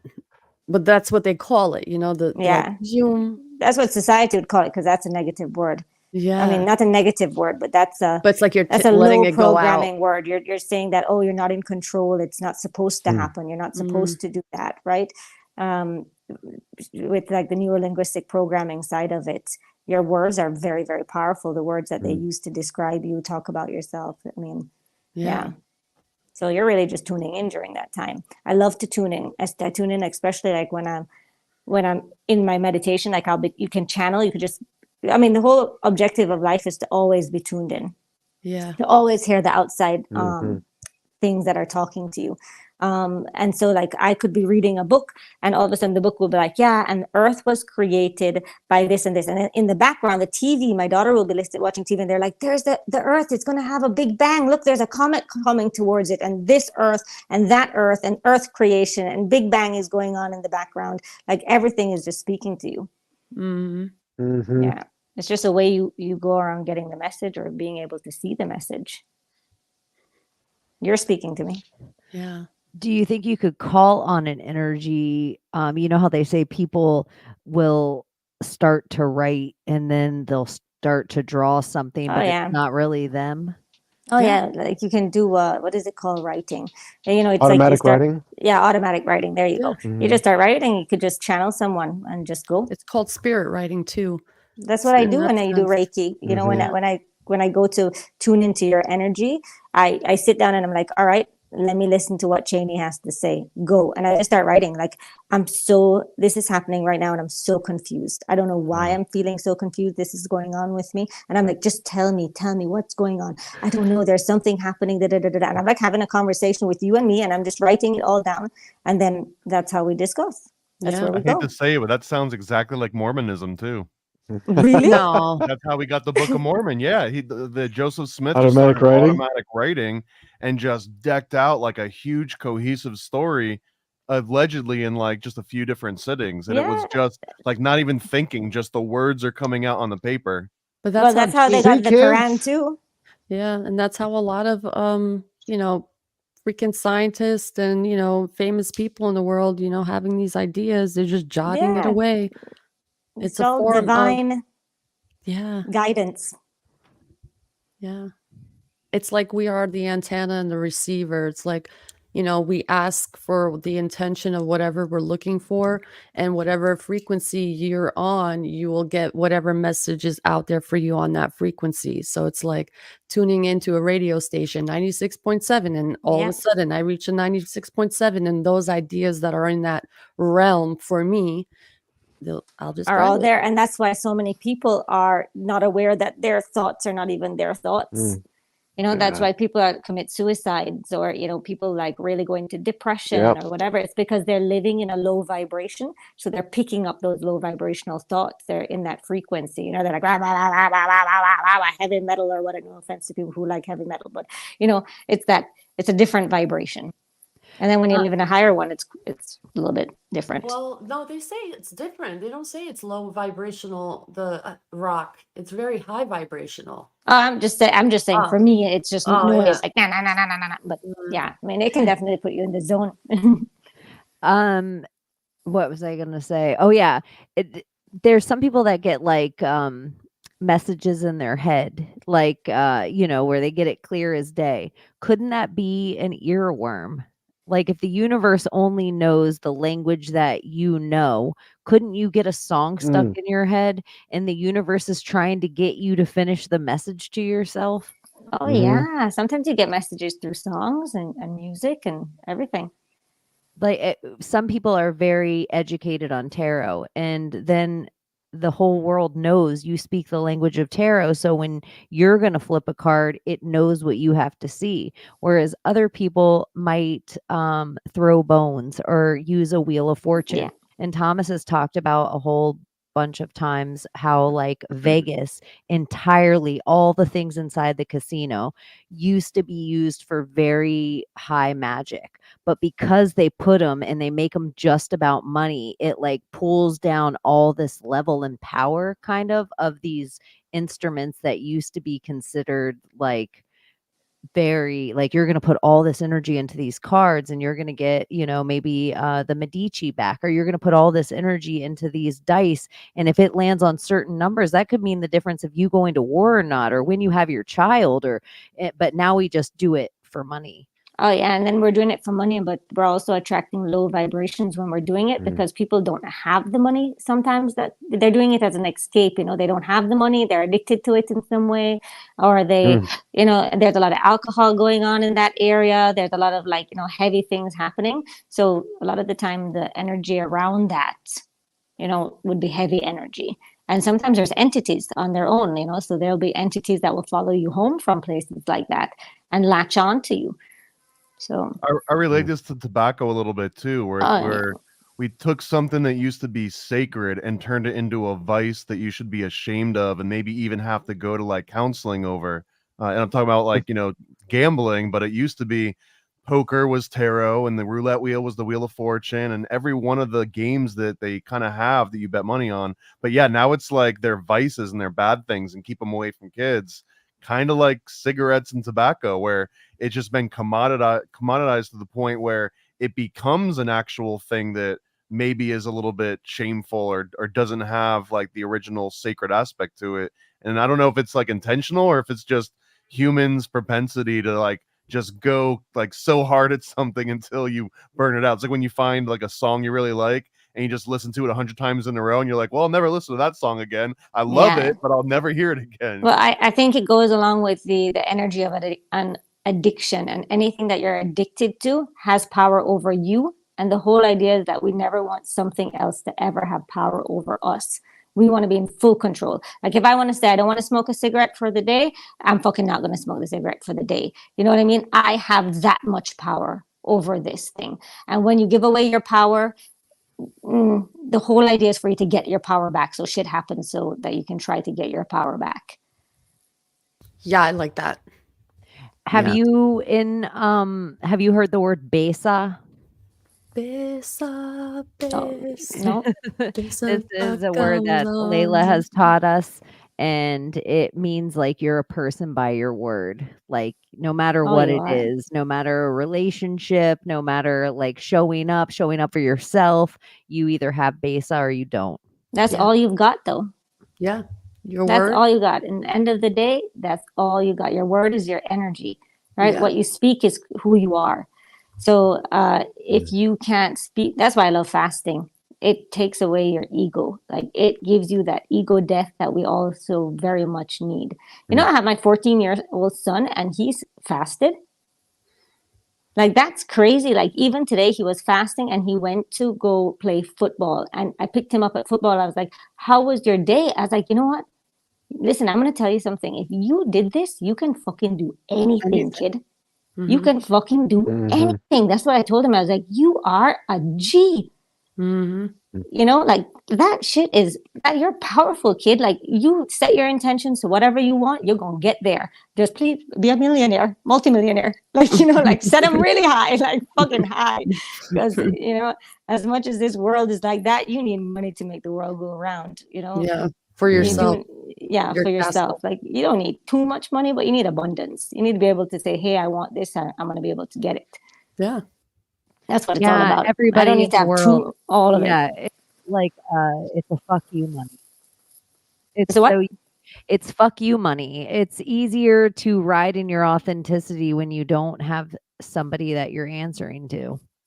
Otherwise, most people have a third of their day that they have to ride. Yeah. I always say this pretty much. I don't give a fuck. Like nothing really affects me unless you can fire me or you fuck me. And so I don't really care. But the only two people who can really get to me are my boss and my wife. If those two, other than that, it's just like. But Cheney, you know Really? what? I need you to get to the point now where you're your own boss. Yeah, that is you're gonna and I think you're gonna make some money off of these things that you're doing. Like I really think so. Like I am getting that vibe from you that you're gonna go there and you're gonna make it so that you don't have to answer to anyone else but No, yourself. I'm gonna have fuck you money. And your wife. I wish I mean, that answer to her. on all of us, from your mouth to the divine's ears. Yeah. Yeah, like you guys need to get. We want you guys to get to that level now, right? I've got the fuck you part. I just need to figure out the money part. Right. Right. Exactly. I And did we it in wanna the wrong see order. what's I think the- no one what's the told me that belief you're supposed to do system? it in the right order. Well, No, you what's have the to- I'm belief not even system at the that's fuck you blocking part. you? Yeah, what's gotta- blocking you? What's Yeah. blocking What's you? blocking me? What's blocking me? Yeah. I mean, if you go to just paranoidamerican.com and just start throwing stuff in the cart, that solves the problem immediately. You know, one thing that I've realized about America, guys, you guys are fucking way. I never use the word expensive. First of all, it's not allowed in our vocabulary at my house. It's either overpriced or out of my budget. Those are the two words we're allowed to use: overpriced or out of my budget. Overpriced because nothing is more expensive than you. Nothing. I'm worth trillion, a billion. Like you can't pay nothing for me, right? So, America is really, really overpriced. It really is. It is fucking overpriced. It's not the Americans' fault. Yeah, Unfortunately, it's they're really shitting and sticking a shit. It's all a like a game. stick up your shithole. Because in France, like I will go out to the supermarket with my sister. She came to visit recently from America. I went to the supermarket and I filled up my cart. Like I went today, I bought a case of strawberries, like this big. I bought so many things. $150. yeah, it's not. Yeah, we get 2 $150. bags now. Yeah, for We That's used ridiculous. Yeah, $150 back in the Yeah. day. My mom, like one of our rules when I was a little kid, like if you got to be in the cart, you had to hold the cart that my mom was pulling behind us because sometimes she'd watch other kids, and so and my mom could make $100 fill carts, like a Yes. train of carts. Now I go to Walmart, which I don't even like Walmart, but this is what I can afford now. Unless I'm lucky that I live in Florida and I have a fruit stand like within a mile from in either direction. So a lot of my produce and stuff I can get really local and stuff. But other than that, I'm like, I can't believe how far money used to go. Yeah. It's crazy. And it's not like we're all making a bunch more. That's what I wanted to say. Like, make it go up, but you guys need to go up with it. Like the not people need to be raised with it. Like, Well, some of the it's- prices were supposed to just go up temporarily and then just never went back down. Because, like, in the back of my mind, I'm like, who's going to go out of their way to change the menus and print all the new price tags and then go back and be like, oh, let's lower it again? Like, there's no reason for a lot of any of that to ever happen. Yeah, but something has to give, right? It has to be like a balance. Things have to be at a balance. It cannot be like this. If it's like this, it's Daddy just, Trump, baby. something set needs to the happen. entirety of Social Security on like the price of gas, my God. milk, and eggs during 1 quarter of the year.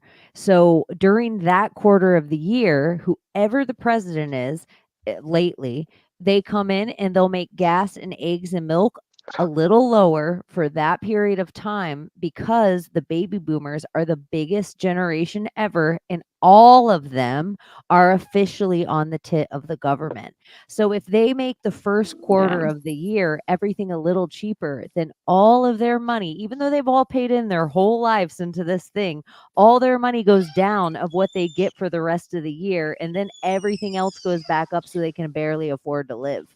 That's why they're all doing reverse mortgages on their house. That's why Yeah. all of them are taking cruises to other countries to afford their medication. It's like a whole system set up. And the baby boomers, they can't just kill them all. That was your grandparents in the nursing homes. The baby boomers, they're the ones that have decided and been brainwashed on everything. They've allowed Rockefeller, they've allowed all these things. So they're the ones they want to keep alive because they're going to supply the medical system. They're going to push the big pharma. They're the ones that have bought into everything. They've latchkey raised us. So it's just like they're the ones that are going to retire, always be this voting demographic that fights back and forth. They're the CNN, Fox News, and that's what the world's kind of getting set up toward, like that big generation.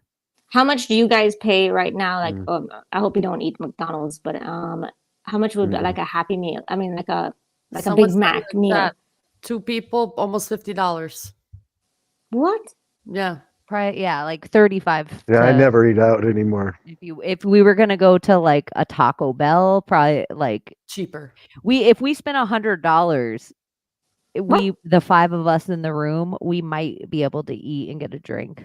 Yeah. Okay, so let me tell you, France is less than that, a lot less than that. But Malaysia, do you know how much it is for like one person to eat, let's say McDonald's? Because I think that's what everybody kind of. I actually saw somebody told me there's an article that compares all the different McDonald's across countries. And like in America, like say one Big Mac meal would be like $25 or something, right? In Malaysia, it's $4. Mm. Fucking Yeah, that's what we used to pay. Not anymore. $4? How come in America it's like that, and then in a different country it's like that? Like it's crazy. We're being fleeced. Yeah. Because we're just little sheep, and sheep need to get fleeced. It's crazy. I just had a mental vision of the video I posted and the thing, the worm in the Burger King. Oh, that was so gross. That was so gross. I didn't see it. Can you? Oh can you yeah, describe it? that tripped me out. That's been tripping me out for days. It is Ugh, fucking so gross. disgusting. And he's still chewing. It's this like, and he just seems like this country American guy in the middle of somewhere in Carhartt. You can tell he's working because the stuff looks like it's worked clothes. And then he has an open like McDonald's in his lap, and he's like, "Yo, what just fell out of my McDonald's?" And he's still chewing. He lays his burger in his lap, and on his sweatshirt is this little white like that's maggot disgusting. grub, like moving and pulsing, and he's still chewing. Like he gets his phone out and records it, and he's Ew. like, it's on his sweatshirt just pulsating. Did he And say it's just what the fuck? I mean, pretty soon I a would Big vomit. Mac is going to be just worms, Realizing, right?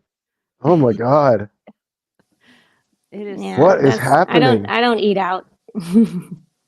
So is everything falling? Like is civilization crumbling? Are we finally witnessing this? Fuck that. Or is it just Not my timeline. Not yet. like no. I think what part are of they it saying is- out there? I've been trying not to pay They attention to want things. us So to. They want us is that what they think is happening? I think they're trying to phase out the older class. Like anyone that's actually relying on Social Security or whatever retirement funds and pensions, like they need like the country needs them to just exit stage left a little quicker. So one of the ways you can do that is just make all those pensions and retirement funds just worth nothing. So now you can't really retire necessarily. And I think part of that is just like it'll break your spirit, but also you can't afford to get that life-saving surgery. So maybe you don't get to live to 100, you get to live to be 70 or 65 or something. And that's kind of baked in to like the system and inflation. And I don't think it's just a monetary thing. It's like a social construct. I mean, I'm tapping into silent weapons for quiet wars here, but using the economy, it would be the same thing as using the arm of like law enforcement. They're just different ways to apply pressure onto the same circuit board. It fucking pisses me off. What are we doing, yo? Well, don't you think a lot of it with the baby boomers on Social Security is they're not only are they trying to set up like a secession North-South narrative, but they're trying to set up, black and white, women versus men, this versus that. And so they're also trying to set up these two big generations against each other. We're hearing about the millennials and the baby boomers. And so really, in my opinion, they're pushing this yang idea of you guys all want a universal wage, and why would you just let the baby boomers get a universal wage? Because you guys want a universal wage too, because the second they can get everyone on the tit of the government, especially if it's in the form of crypto or some form program. of credit, I mean, they got me. Now they can tell me exactly what my medical is. They can say Cheney's not You're allowed controllable. to eat this. If you don't Cheney, vote for this person, it's going to go away. If you don't you're do not going to this, have it's free going to speech. You're on the Everything app now, and here's how you get paid in your universal income. And just like the baby boomers, you get this free $1,300 a month, like Andrew Yang told you about on Joe Rogan. That's why you guys got to not be able to depend on anybody, right? You got to just try to Wait a minute. Hold on. What about this idea though? What if, the currency of the people in control, who runs the world, they want that currency. They can't really make anything with that fake currency. You know what I'm saying? The digital one. So what if this is like a good thing in a sense of like, they can't collect actual real money anymore. They don't care about the money. You think? If we're all on crypto, they don't care. They want that's what they want. Like if we're all on crypto and then the dollar's useless, and if the dollar's useless and gold and silver are useless, like they want us to eventually go toward that, because we'll all be inside our houses working from home. So if I have silver, how am I going to get that to Layla? Yeah. If I have $1, how am I going to get that to Layla? I have to do it on crypto. I have to do it. And the only thing that's going to be running after all the solar flares and hacking, the Everything app. It's just a easier way to trace things. It's just a very easier way to trace things. But again, everything is evolving, right? We went down from I don't know what we used to pay with in back, like stones, gold, shells, clams.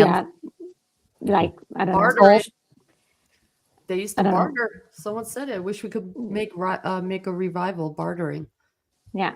Maybe. I don't know. I've got mixed feelings on the agorism stuff, because one of the scenarios that comes up a lot is that if you're the shoemaker in town, right? That's your currency, is you make everyone shoes. And then if you're the butcher in town, that's how a lot of those bartering systems are supposed to work. But I always wonder, what if, a tree in my yard falls over and it kills the shoemaker's kid, and now the shoemaker just never wants to sell me a pair of shoes ever because of something that was out of my control.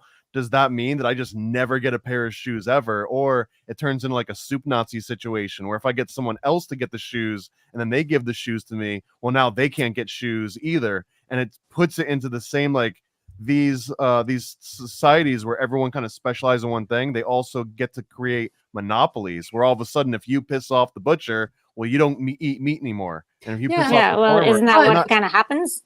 Yeah, but can't that person also not the person, but the next person just try to learn how to make the shoe and learn that same magic? But then it gets into this. Now you and Gordy both make shoes, and I am a welder, and I consider my skill a lot higher than both your shoemaking skills. And so if you're going to want me to come and weld your thing, how many pairs of shoes are you going to make me now?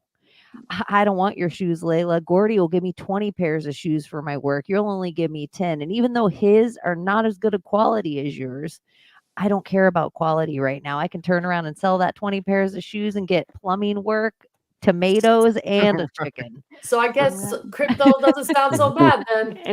It's demand, right? Either way. No, but here's the difference of crypto.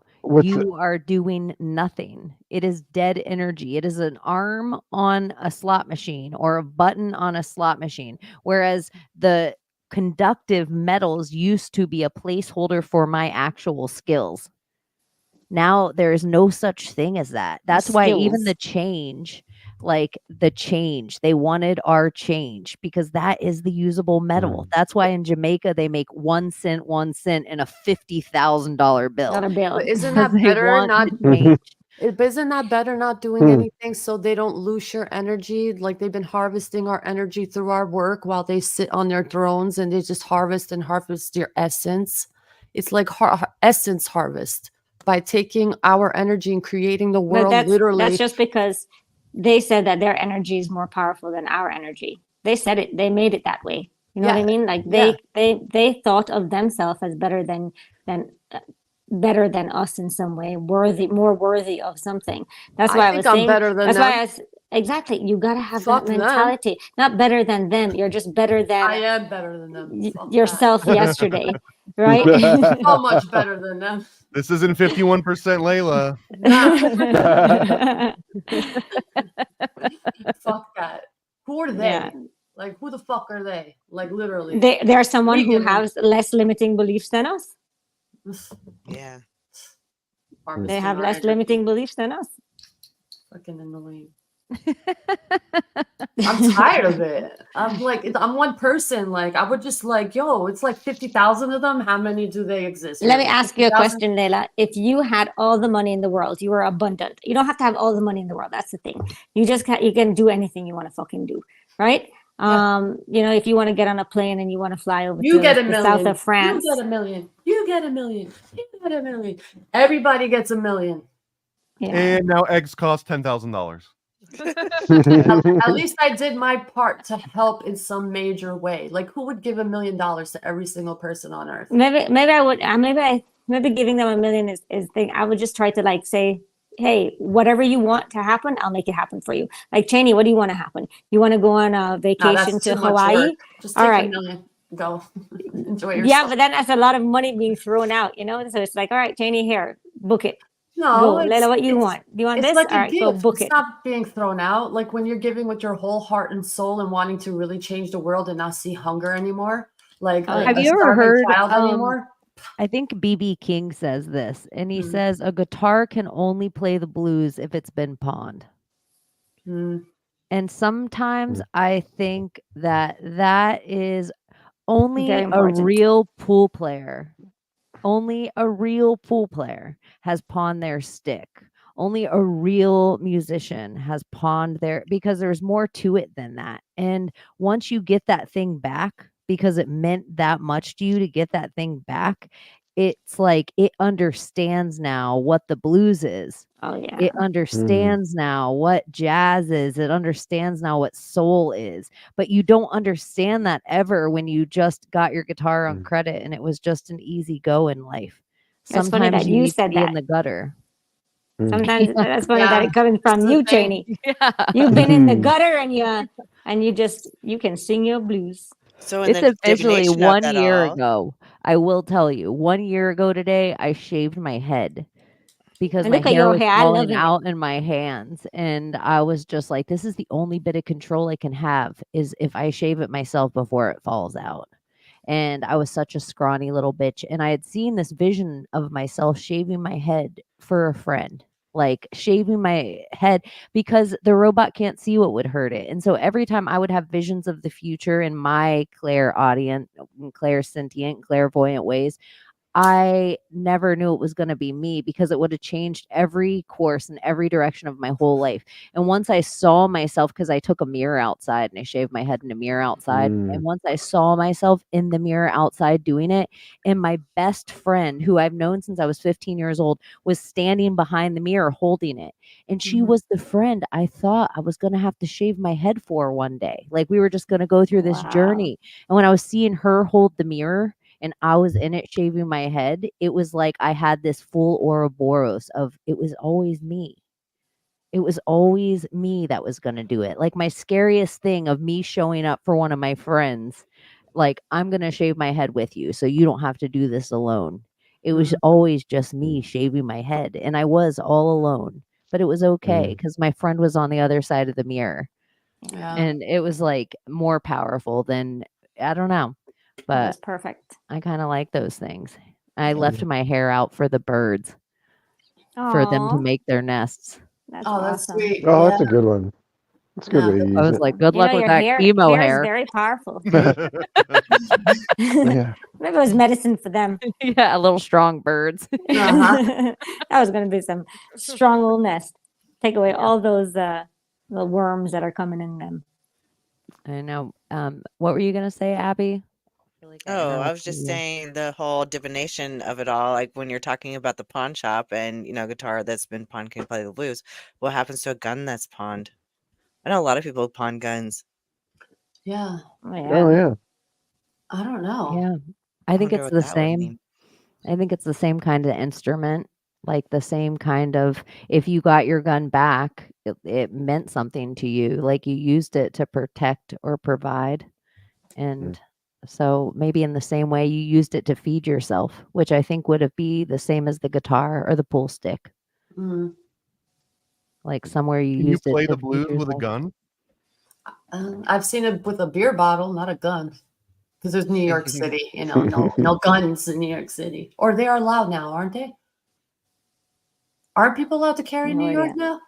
I Thought it was think just that technically you're Chicago, right? allowed, but the process in order to get one is made so incredibly hard that only like the most elite can actually get to the end of that process. I have Doesn't stop people anyway. a divination question, but I think it was Solomon, maybe David too, but couldn't they speak to the birds? And isn't there something with that? There's like a whole name for it. Language of the birds, green language. Yeah, but I think it's like an ob shit. I don't know. I went down a rabbit hole about it one day, but Solomon, David, but I also don't know if it's just stories from the Talmud that they did this and if it's not like or the hadiths. And so I Yeah. don't know how true it is, but then there's stories of people throughout time and they even not just messengers to each other, but that all throughout every culture there's this like Ornithomancy. something where they like throw up things even like the feed the birds Toppins a bag in Disney. But that was even though she looked to us like this really poor thing, she was kind of doing her own kind of Medici with the birds and the way they fed on the Home Alone 2. stuff. Home Oh Alone 2. yeah, The bird same. lady. Yeah. Yeah. There's Is that always really Mary Poppins, but after she moves to New York and can't afford it? Ooh, she got the coat and the hat. Yeah, but I think definitely animals can speak to us, all the time. Like for augury. example, if my The dog augury. starts to bark, if my dog starts to bark outside, that means there's some anger that's happening somewhere. So if I'm channeling someone, for example, and my dog starts barking, and I'm like, "Ooh, my dog's very angry right now," so there must be some anger going on with you. Or if I hear like an owl in the background, I was like, "Oh, talk to me about a grandparent that has passed away," or there's someone in your family that has passed away. So animals can definitely talk to you. It's just I think I put the message on what the animal is trying to say to me. Yeah, This Like, is exactly. weird. I feel bad about this, but I've been trying to get rid of this hornet nest in my backyard, and I swear every time I go out there, and it's just mass murder. I'll kill like 100 of them, and when I come back inside, my dog is like amped. Like it's almost like the dog can sense like some crazy like violent energy has happened in its sort of domain, and like she's ready to like go crazy. yeah, I mean, she can sense, other animals sense everything, right? They know what's going on. You're the one that told us, wolves. Zeus. So what was just pulled up? Oh, it was the Yeah, for augury. Augury. Yeah, I don't know why it came to me like that, but I guess that's what they called it in Greek, but it probably had a different word in the Middle East. I'm not sure what it is. It's a weird because I just dreamt the other night that I had a macaw. Like I called the macaw to me and put it on my arm and I kissed it. It's like it was the green wing, red day was macaw with it? the green wings. 2 days ago. I posted a thing on my story like the next day because it was literally my dream. Like, but I always have a bird, but the bird's always changing. So now it's a red macaw. So So there's a Um, Oh, good. there was a giant raven that dive bombed Dinky the other day. The thing was huge, man. It was enormous. That was me. That was me. I figured. I was warging like Bran from Yeah. Game of Thrones, and I was Pay like, attention. "Me." So Zeus also spoke with the birds, and one of the stories of Zeus was he went on one of the mountains. I forgot what the mountains were called, but according to Greek mythology, Zeus has two eagles, one to the east and one to the west, to find the center of the earth, and they met at Delphi. The ancients considered Delphi to be the most important and holiest of places. Mythology tells us there was a temple dedicated to Mother Earth, guarded by the serpent Python. So they all met, and that's what the symbol represents: two eagles joining at that point. That's Florida, y'all. Two equals then joined, you say? Odin The had two-headed the eagle. two crows, and they were thought in memory. So they kind of give him like foresight and visions of the past. So you That's think it's crazy just that you paying said the name attention, though, Odin. Beans? Why Odin? Oh, well, because No, Odin and Zeus? Yeah, Odin and Zeus, but it's so funny. My dog's father's name is Odin. And my dog came to me in a dream before I got him. So I dreamt of two wolves in my dream, and the wolves actually came up to me and they're like licking me in my face. I was like in the forest, and one wolf told me, "Oh, I'm going to come into your 3D." And the other wolf told me, "I'm going to be here in the astral with you. And I'll always walk next to you." And this one's like, "I'm going to come and protect you in the 3D. And before that, my husband was like, "We're not getting a fucking dog." Like it was just not going to happen.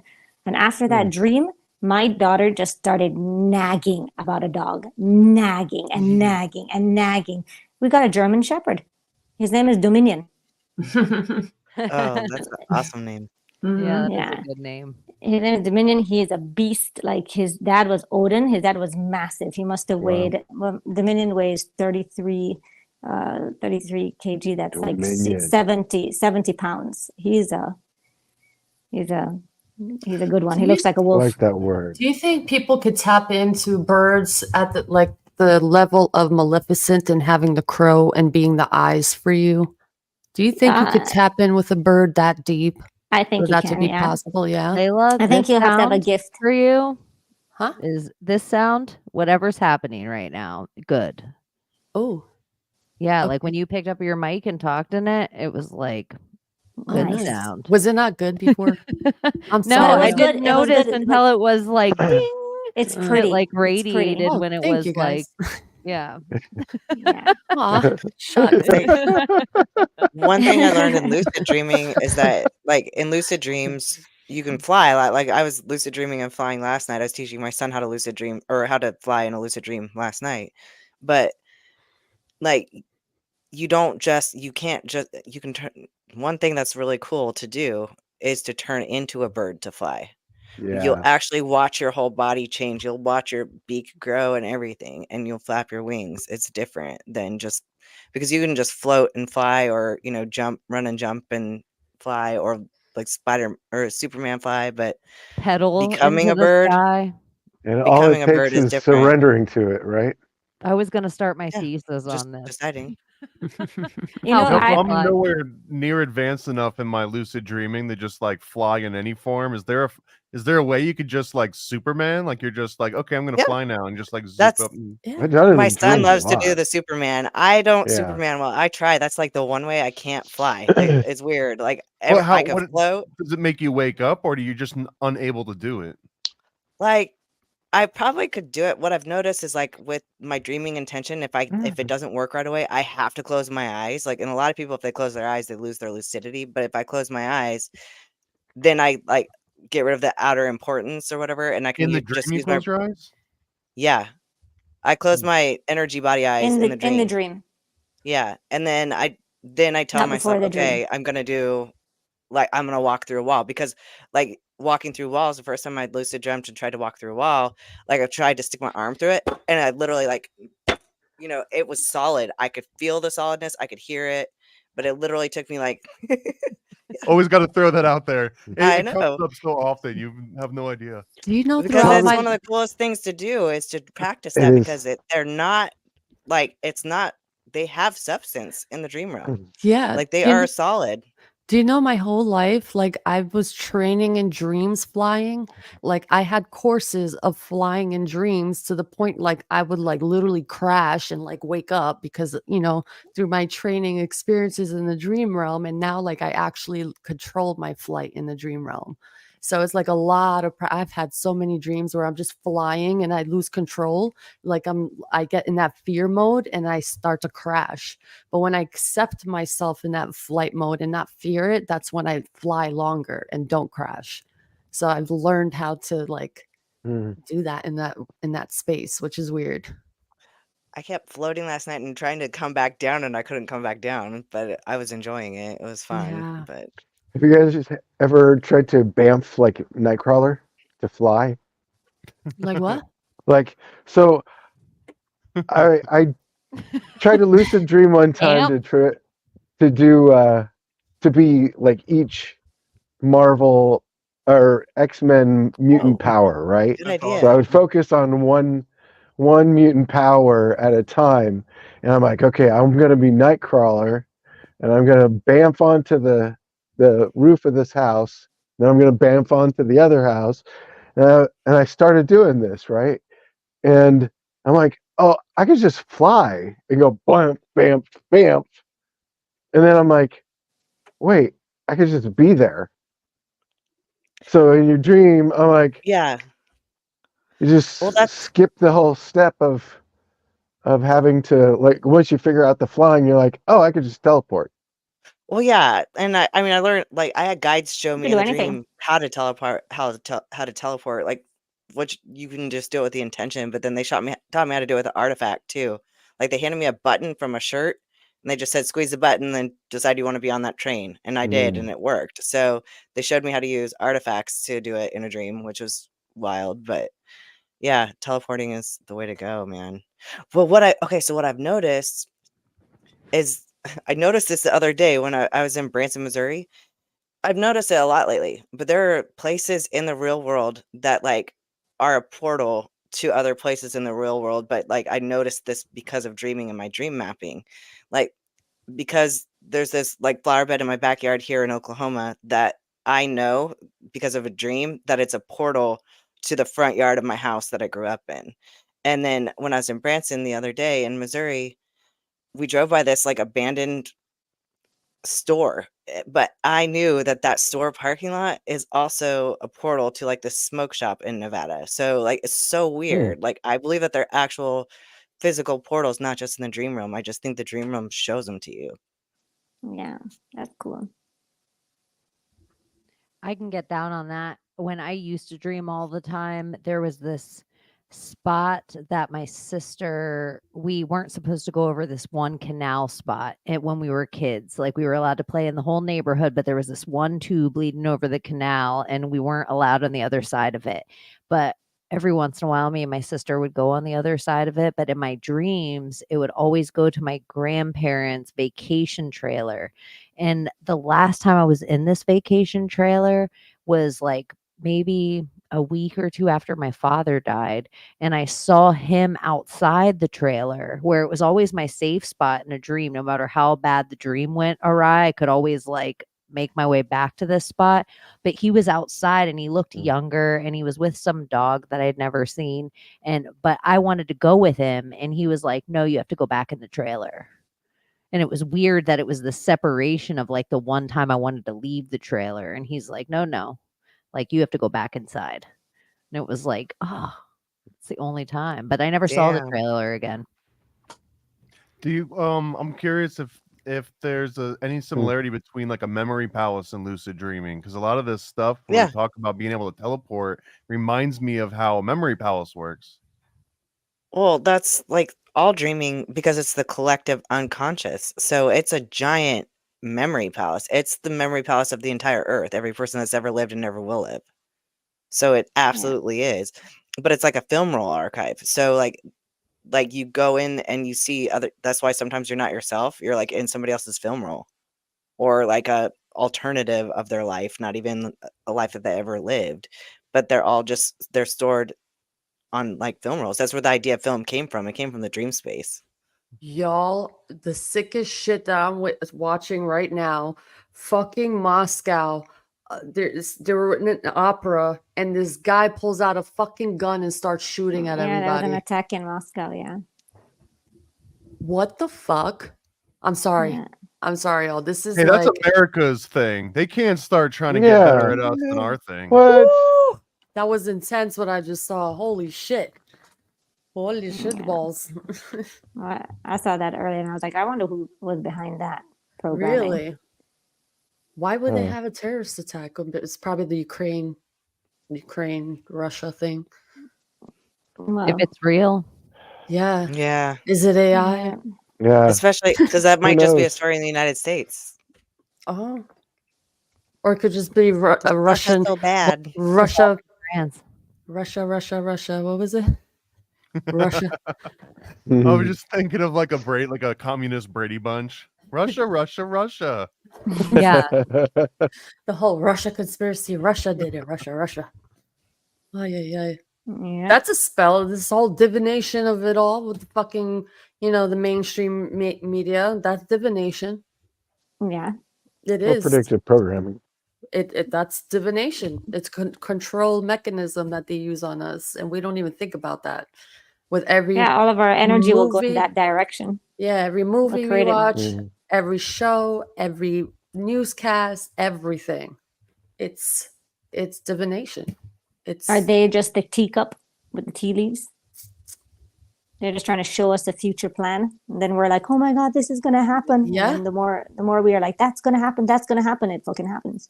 Well, Yeah. how you were Magic with saying it. you don't mess around so much with people's futures. You don't like it because you don't want to put something on their future that's not No. really theirs to take on, that they're going to manifest for themselves. And that is what I believe all of the fictional stuff that people think, no one knows me. I have my own Netflix and it shows me my own algorithm. I have my own history channel. It shows me my own algorithm. I watch my own news. Nobody knows I BBC. I get really educated. I watch world news. But we're all like picking this exact programming, exactly who we are just by the show that we watch. So we're like showing it exactly what we're going to feed on.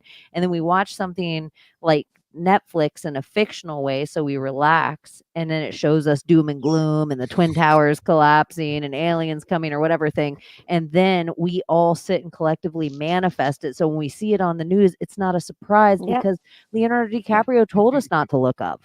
And now we have a comet coming and an eclipse, and we're not supposed to look up. We'll keep looking at our phones. Yeah. It makes you wonder about religion then. It makes you wonder about these books then, because it's a hypnosis. Yeah. And it's just like some people take it way too literal and way too serious because they can't look past the people in their costumes saying this is the way with whatever it is. Like, Or I this is understand the end. Yeah, or this is the end, or we're gonna get raptured, Or this is how it's supposed to be. Dajjal is coming, or all these ideas, and it's like, how about we manifest something else and not doom and gloom?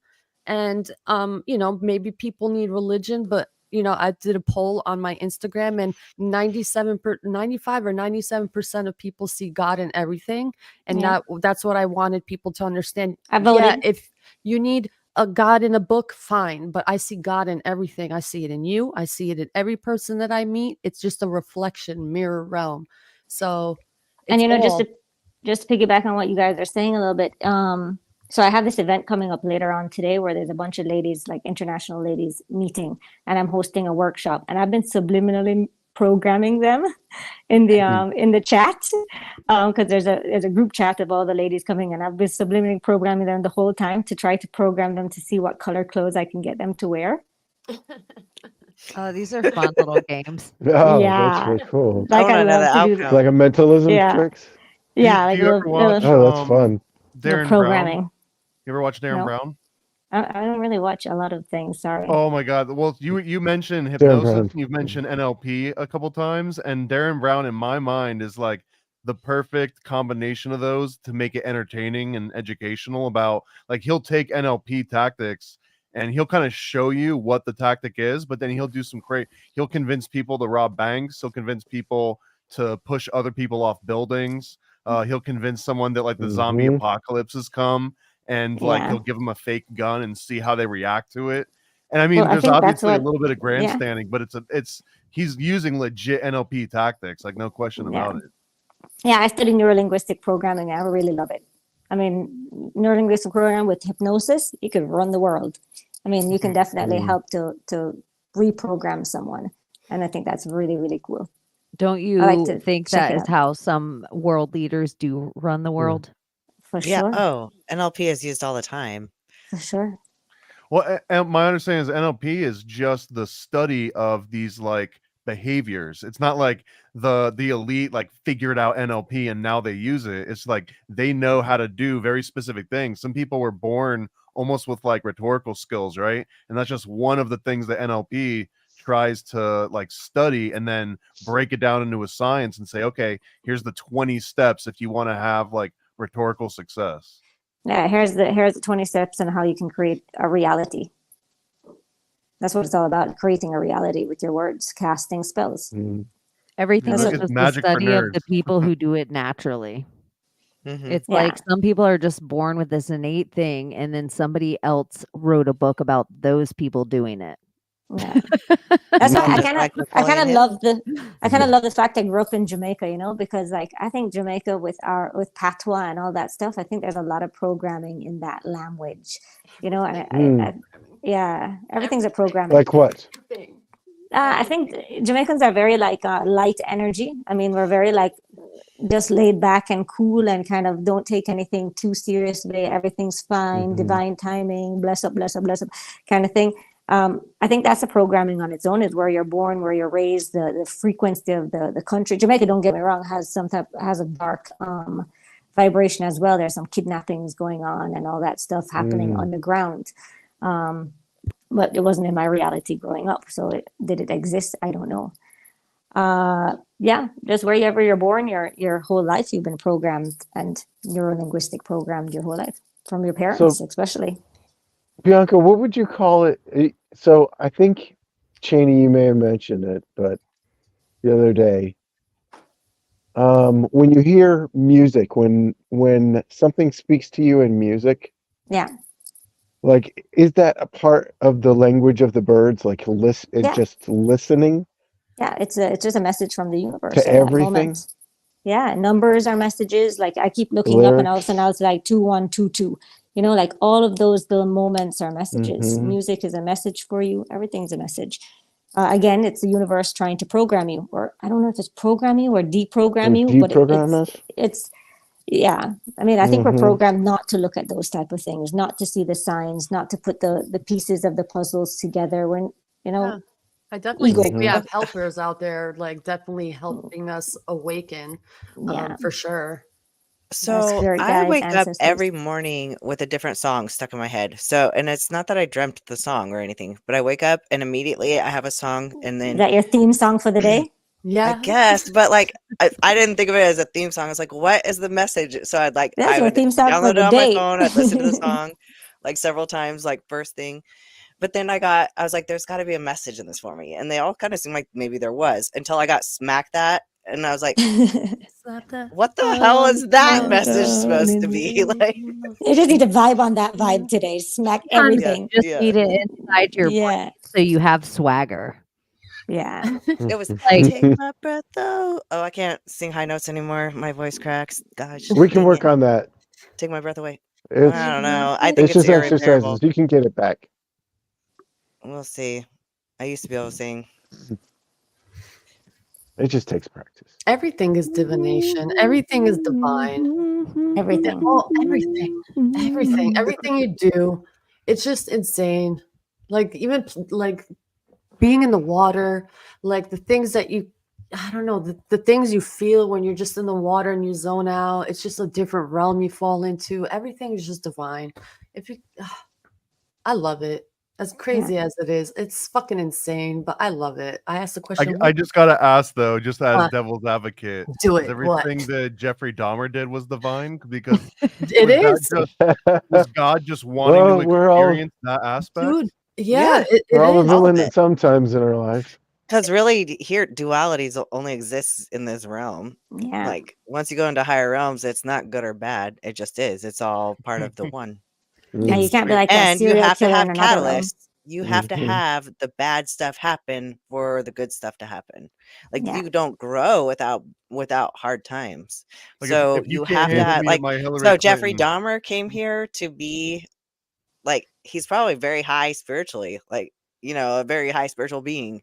He well, he came down found here to God at the be end. negative and to do the negative polarity, and he had to take a hit for that, but he did it I've for the channeled better into of like someone. I've channeled into the Gaza war, and I'm just like, why is this happening? And it's like a lot of the angels or higher beings picked to come down into this war to like show people faith, to show people like perseverance, show people like, just be there to wake people up on a different level. Yeah. Yeah. Man, oh man. Yeah. Even cooking. It's like I notice when I'm in that mood, like the love that I put in it and the thanks that, okay, I love you, whatever, onion. Like I'll put the love in it in my mind. I'm like, thank you, but when I'm cooking with anger, it's just like a different, It I doesn't don't taste know. as good. Yeah, it's just different. Doesn't come out. Something goes wrong, and I get frustrated. And I'm like, fucking shit. But when you're in that space and everything's going right, and you're just all in that love zone and that hypnosis of like, I feel great. This is gonna come out great. You fall into this trance. Everything disappears, and you're just creating this fucking dish. Like you're. But isn't that crazy? Chocolate.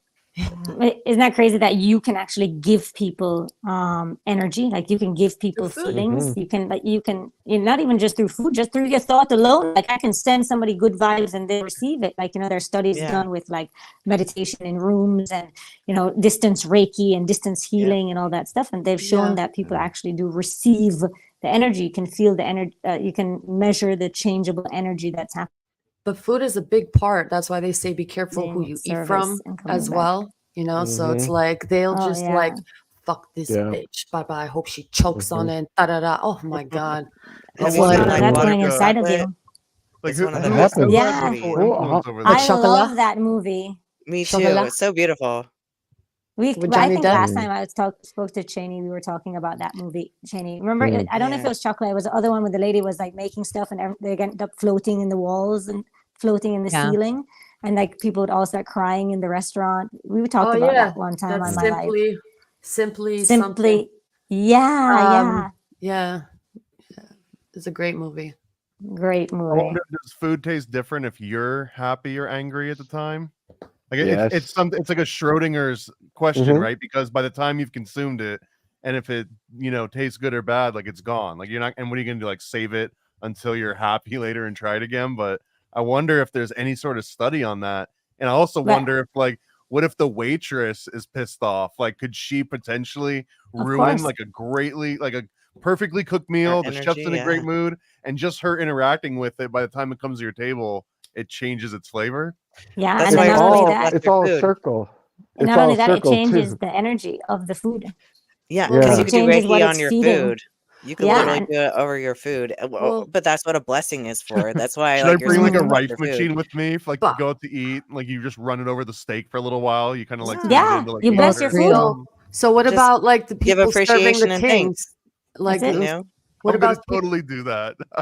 What about like people serving the king or the queen or whatever? Like, do they love the king or queen, or are they secretly saying, "I fucking hope you choke on this"? Like, yeah, but then they have to just. Who are they hiring? Like, if they know this secret, like, who are they hiring to be the person for them to serve that dish? Well, maybe they like the king's tester, so they're That's not going to put negativity on it. They're probably like, that's my brother. I ain't going to make him choke I hope on that. this is the best thing I ever ate in my whole life. They might be the most powerful one at blessing the food. So even if it is poisoned, they're like, it's blessed by the time I eat it.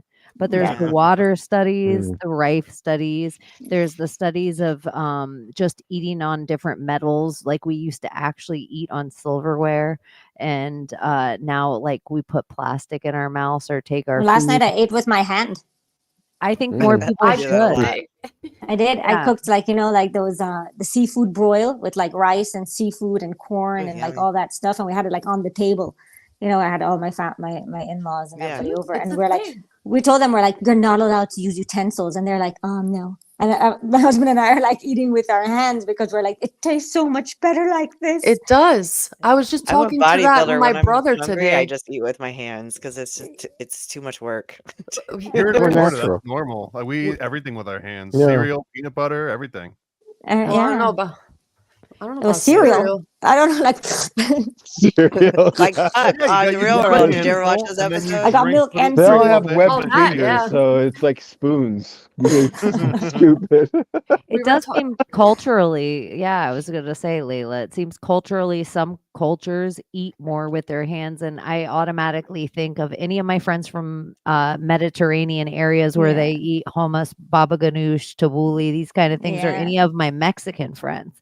All my Mm-hmm. friends from different parts of Mexico seem hand to And You know mouth. why India, they though? play It like that was a too. big thing because everyone sat on a table, so it's family style. Everything And you was ate with served one in meal. big Mm-hmm. servings, and so it's like everybody ate the same out of the same table. It was like a round Yeah. table, honestly. We call it a sofra, and everyone would sit together, big group of like maybe 15. It was a big circle table, and everything's on a table, and everyone's just picking on everything using their hands, and there's a magic to it. It's You and I know told my Breaking brother bread. today.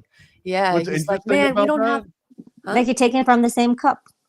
Yeah. Well, this is just like a weird think that I just kind of like thought of when you were saying that, Layla. But the closer you get to like aristocracy or the portrayal of like these elites, the further removed they are from that. Like I'm thinking about like the scene in the first Batman movie. Like he's like this rich dude, right? And it's this kind of like trope, but they've got this huge table and they're so far away that they can't even see. But if you also just imagine all of like the aristocracy and the elite, they would even have just like a maid would come in, right, and serve them and like move the food. If someone wanted seconds, they would like, there's almost no interaction with the food and the family, and they're all just talking about something completely unrelated. And the further you get away from aristocracy, the more it's like, hey, grab me that, and like someone just like, oh, just rip off a piece, you know what I mean, like here's a whole chicken, rip off a drumstick. That's Mhm. almost seen as like po folk sort of, but Yeah. why would the aristocracy be abandoning that? And like that they're probably losing something unintentionally by trying to be all like fancy and have the fork in the exact same spot, and because you lose all that, right? Dude, I love it. When I went overseas, it was like so odd that everyone was sitting in that circle and you're just like, I don't know how to explain it. There's just something so loving about it. It's just so connected and everyone's just in this space, enjoying their food, having conversation. It was like a bonding ritual in a sense. And you're in that state of hypnosis because you're feeling good and you're filling up your stomach. It's just a pleasurable experience, honestly. I love it. And we kind of adapted it here too. Like, we all eat together in like circle style. In that way of like communion, if we're all sharing the same thing and the people that cook it like are all loving us and they can't wait to bring their best food to this gathering, and then it's all on a table together and it's full of love, and now we're all sharing the same energy, all of us are now vibrating at the same level. And so usually like the energy that's shared and like the doors that are open and hugs and that loving vibe, and I really think that's what in America, and probably during our generation, being latchkey kids and TV dinners and microwaves and these kind of things, that was like the first. I mean, the moms left the house and then we were the kids that got raised by the moms that had to work. Yeah. And the thing is, we don't even sit on chairs. We sit on the floor and do it. And Grounded. everyone just grounded on the floor in their circle. It's like almost creating an astrologic or astrology circle or whatever. Astrologic. Yeah. Astrologic. There's Well, you would have something- been real wood. Go on, Thomas. Also, there's something. If you guys ever had like a traditional Ethiopian meal where they just take like a big, I forgot what the hell they call it, but they're just like this big, like almost like a bread, I guess, and they just dump like little pieces of food all across it. And what's interesting is that you like it evaporates the whole concept of like, this is my plate and the food that's here on my plate is mine. It's like if you want a little bit of the green thing, whatever the hell the green stuff is, right? Like you reach over and you grab it from in front of whoever it's at. And in almost every other type of Just eating sharing. situation, that's like the ultimate taboo. Like you would never reach and grab some food that's like right in front of someone, right? But that's the only way to. And I think it's interesting because it probably changes more than just dinner time. Like that's an entire culture. It's a program. It's like, you know, nothing is yours really. You share with each other. That's why, you know, in some cultures, like for example, you know, I lived in Dubai and the UAE for a while, well, for 11 years. And, you know, a lot of the workers that work there, like, for example, the Filipinos or the Indians or the Nepalis and stuff like that, they send their full salary home to their family. You know, and I think that can come from like, I'm going to take what's yours and I'm going to share it with you. And this is all ours together because we all sit and we all eat at the same table and what's mine is yours and stuff like that. There's like no selfishness to it. I feel like in a big way, just in my Americanness, I feel like that about Layla. What do you mean? Like, I think that you and your family are very communal financially in a way that I think American families lack a little bit. Yeah. Oh, God. And I think it's like nice. Oh, Like thank it's a you. nice thing. Like, and you like you really show up a lot for your family. I think you have a lot on your shoulders in a way that a lot of people couldn't understand. No, they And don't. yeah, like really like providing for a household. And It's I think pesa. that's like, yeah, but It's it's like- just like what you do in your culture. Yeah, it's like It's I can't not throw my even blood question- away. Like I can't just turn my back on my makers. Like what? That's like, how dare I eat? Like even the thought of putting my parents in a home? Hell fucking no. My makers? No way. No way. It's like that's like not happening. No way. And if I ever get married, like no, your parents are your parents. We're gonna take care of them. Like, are you fucking crazy?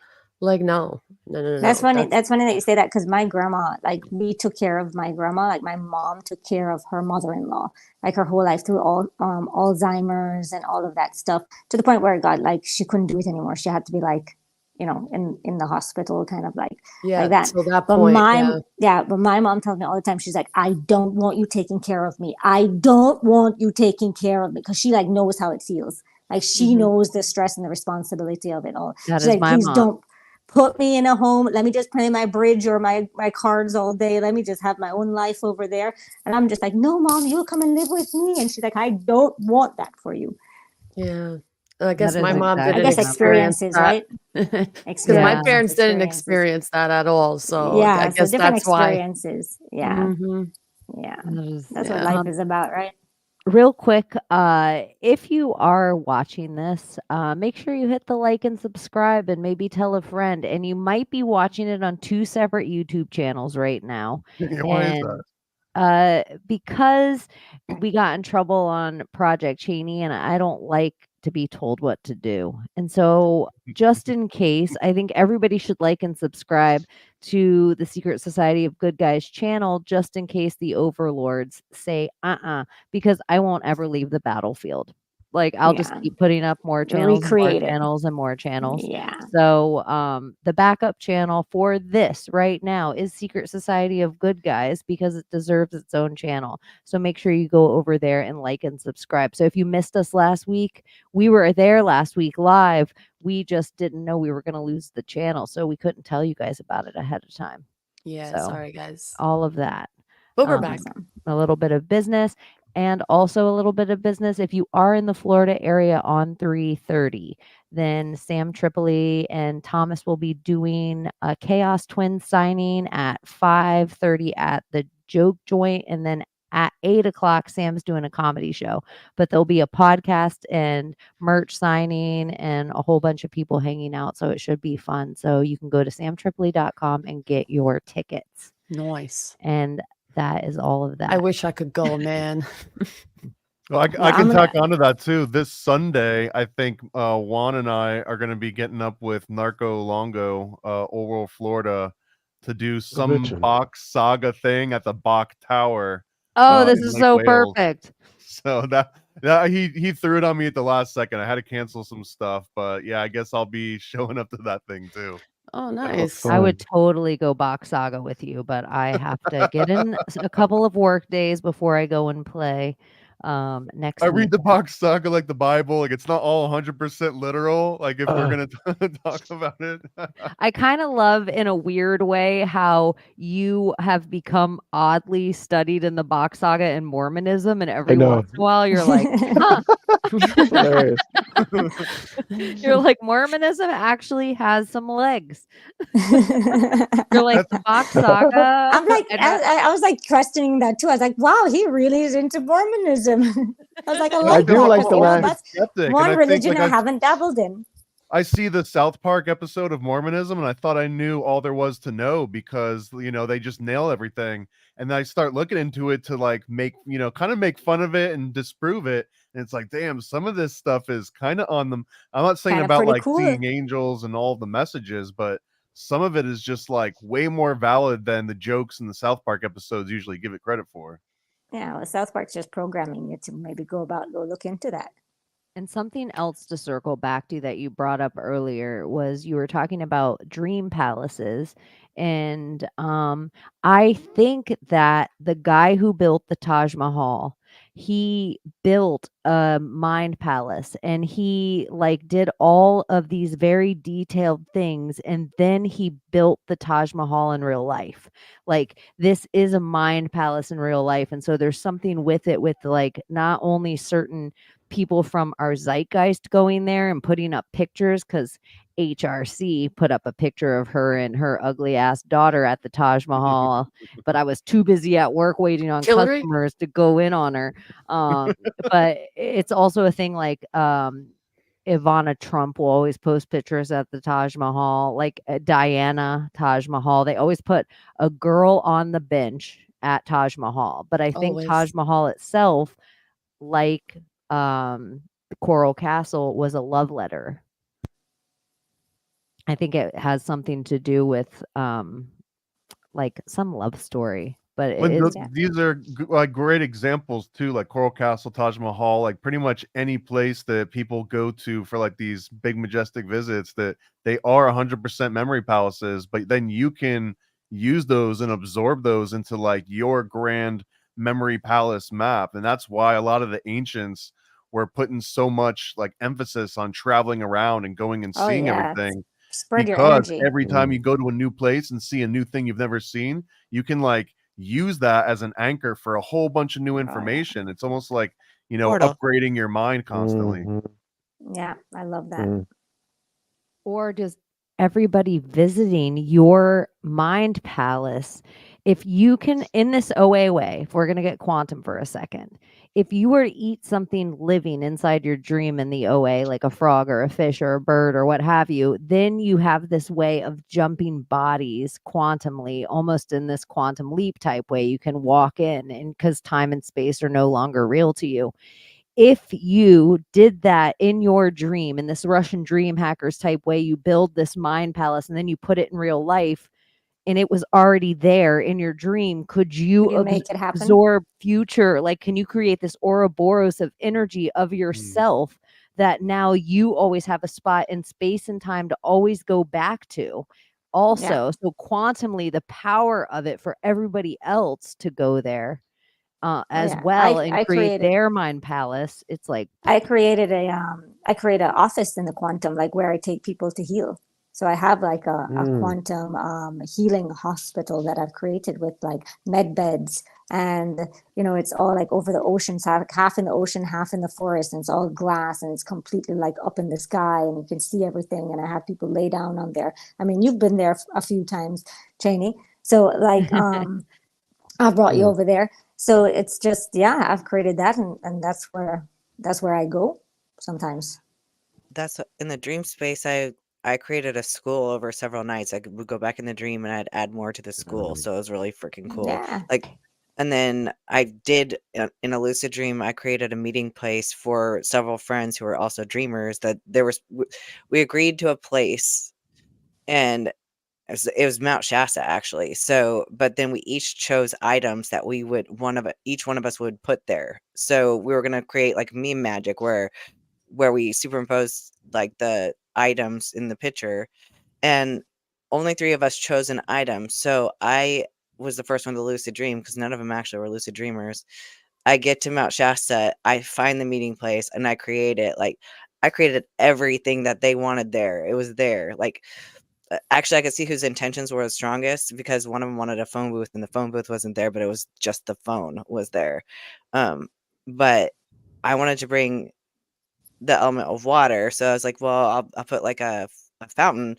Well, the fountain wasn't there, but there was all these circles of rocks that were like in perfect circles, white and blue and white and blue. And I realized that the circles of rocks were actually the fountain. I was just looking at it from a different angle. But then I lit a fire, like a zebra grass, and I created a fire that wouldn't stop burning, so that way if they ever showed up, they could find it and they wouldn't be scared. So I created a meeting space in the dream realm for my friends. Yeah, I think, and if you get Zeni on here one day, she's done something on her TikTok channel where she kind of like, the whole guess the number thing, or like guess what that's happening, and and people are guessing the number. Yeah, or I do it sometimes.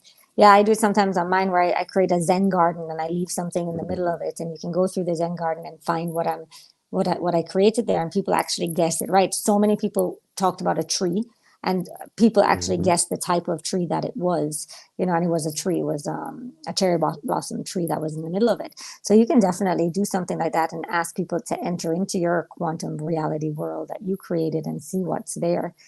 I love like dream messages. Like I remember with a collective, I was like, okay, guys, we're going to leave something in a dream for each other. And you have to go in the dream and find it. And like, that's really cool too. And, it's like, I left you a flower, and it's like, yeah, I really did leave you a flower.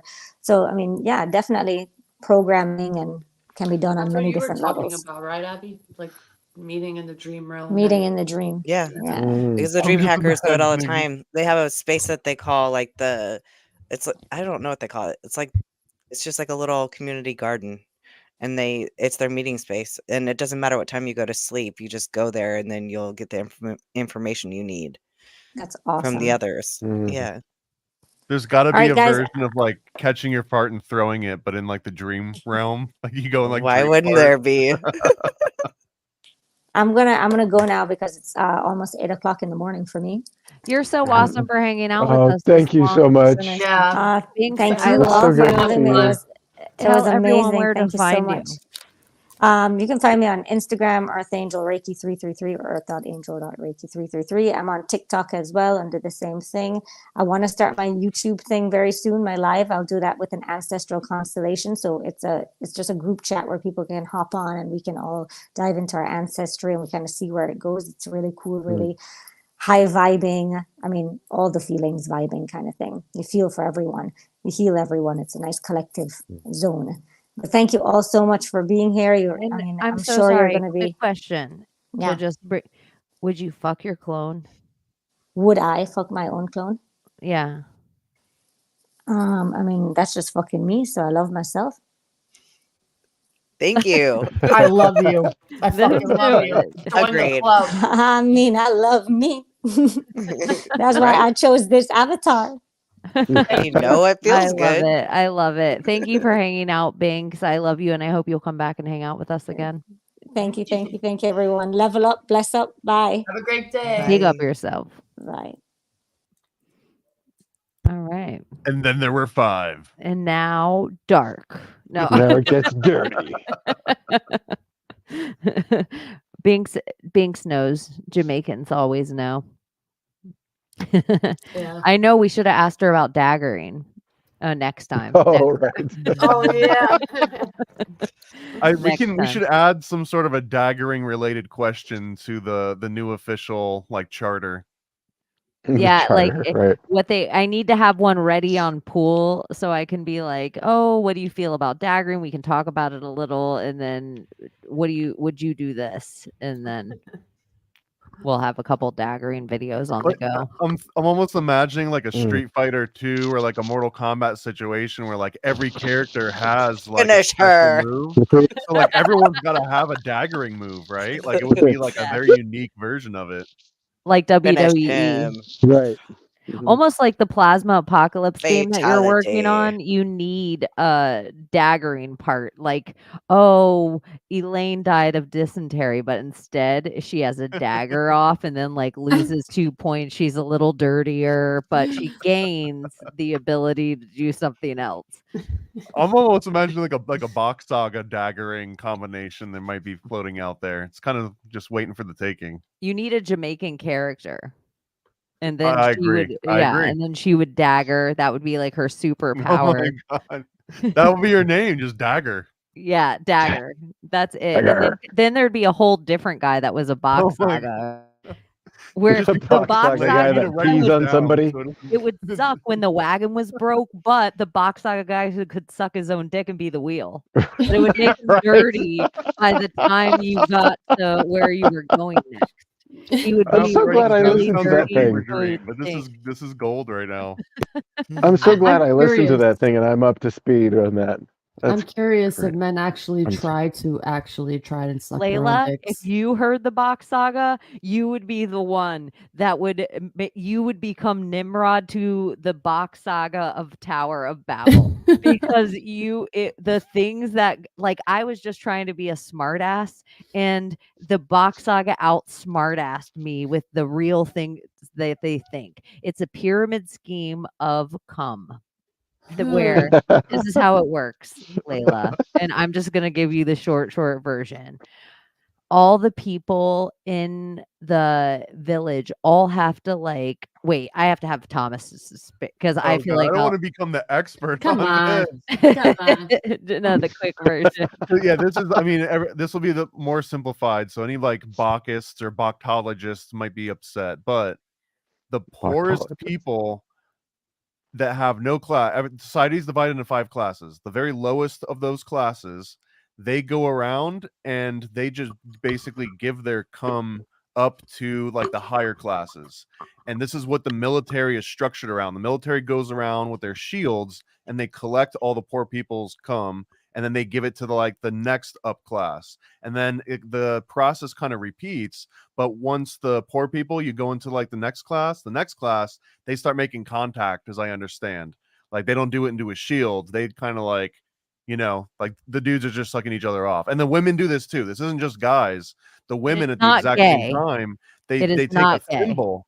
And the whole origin of the thimble is to basically insert it into yourself, collect some of your essence, and then you would feed that to the next class. And it goes all the way up to the king. And by the time it gets to the king, collectively, like the generals, the 4-star generals that are showing up with these yellow lapels on their shoulders, which I won't get into, but the yellow is basically semen too. But once they actually go up to the king, then the king receives like their semen, and this is supposed to be the collective like procreative force of like 20,000 people, so that when it gets to the king and then he ingests it, then he basically waits with his queen. The queen does the exact same thing. She's ingested 11,000 women, so then they have a honeymoon, and the whole purpose of the honeymoon is for a full month. She just constantly ingests him because she needs to be like able to receive the knowledge of 11,000 guys. So then finally on the last night of this 30-day honeymoon, they get together, they have like the ultimate moon child, and that child is supposed to be the collective of the entire community, like the village, the everything. Like that kid represents it all. And the weird part to me is that nobody else bangs. It's just the king and the queen, and no poor people ever get drunk and bang in like a dark room ever.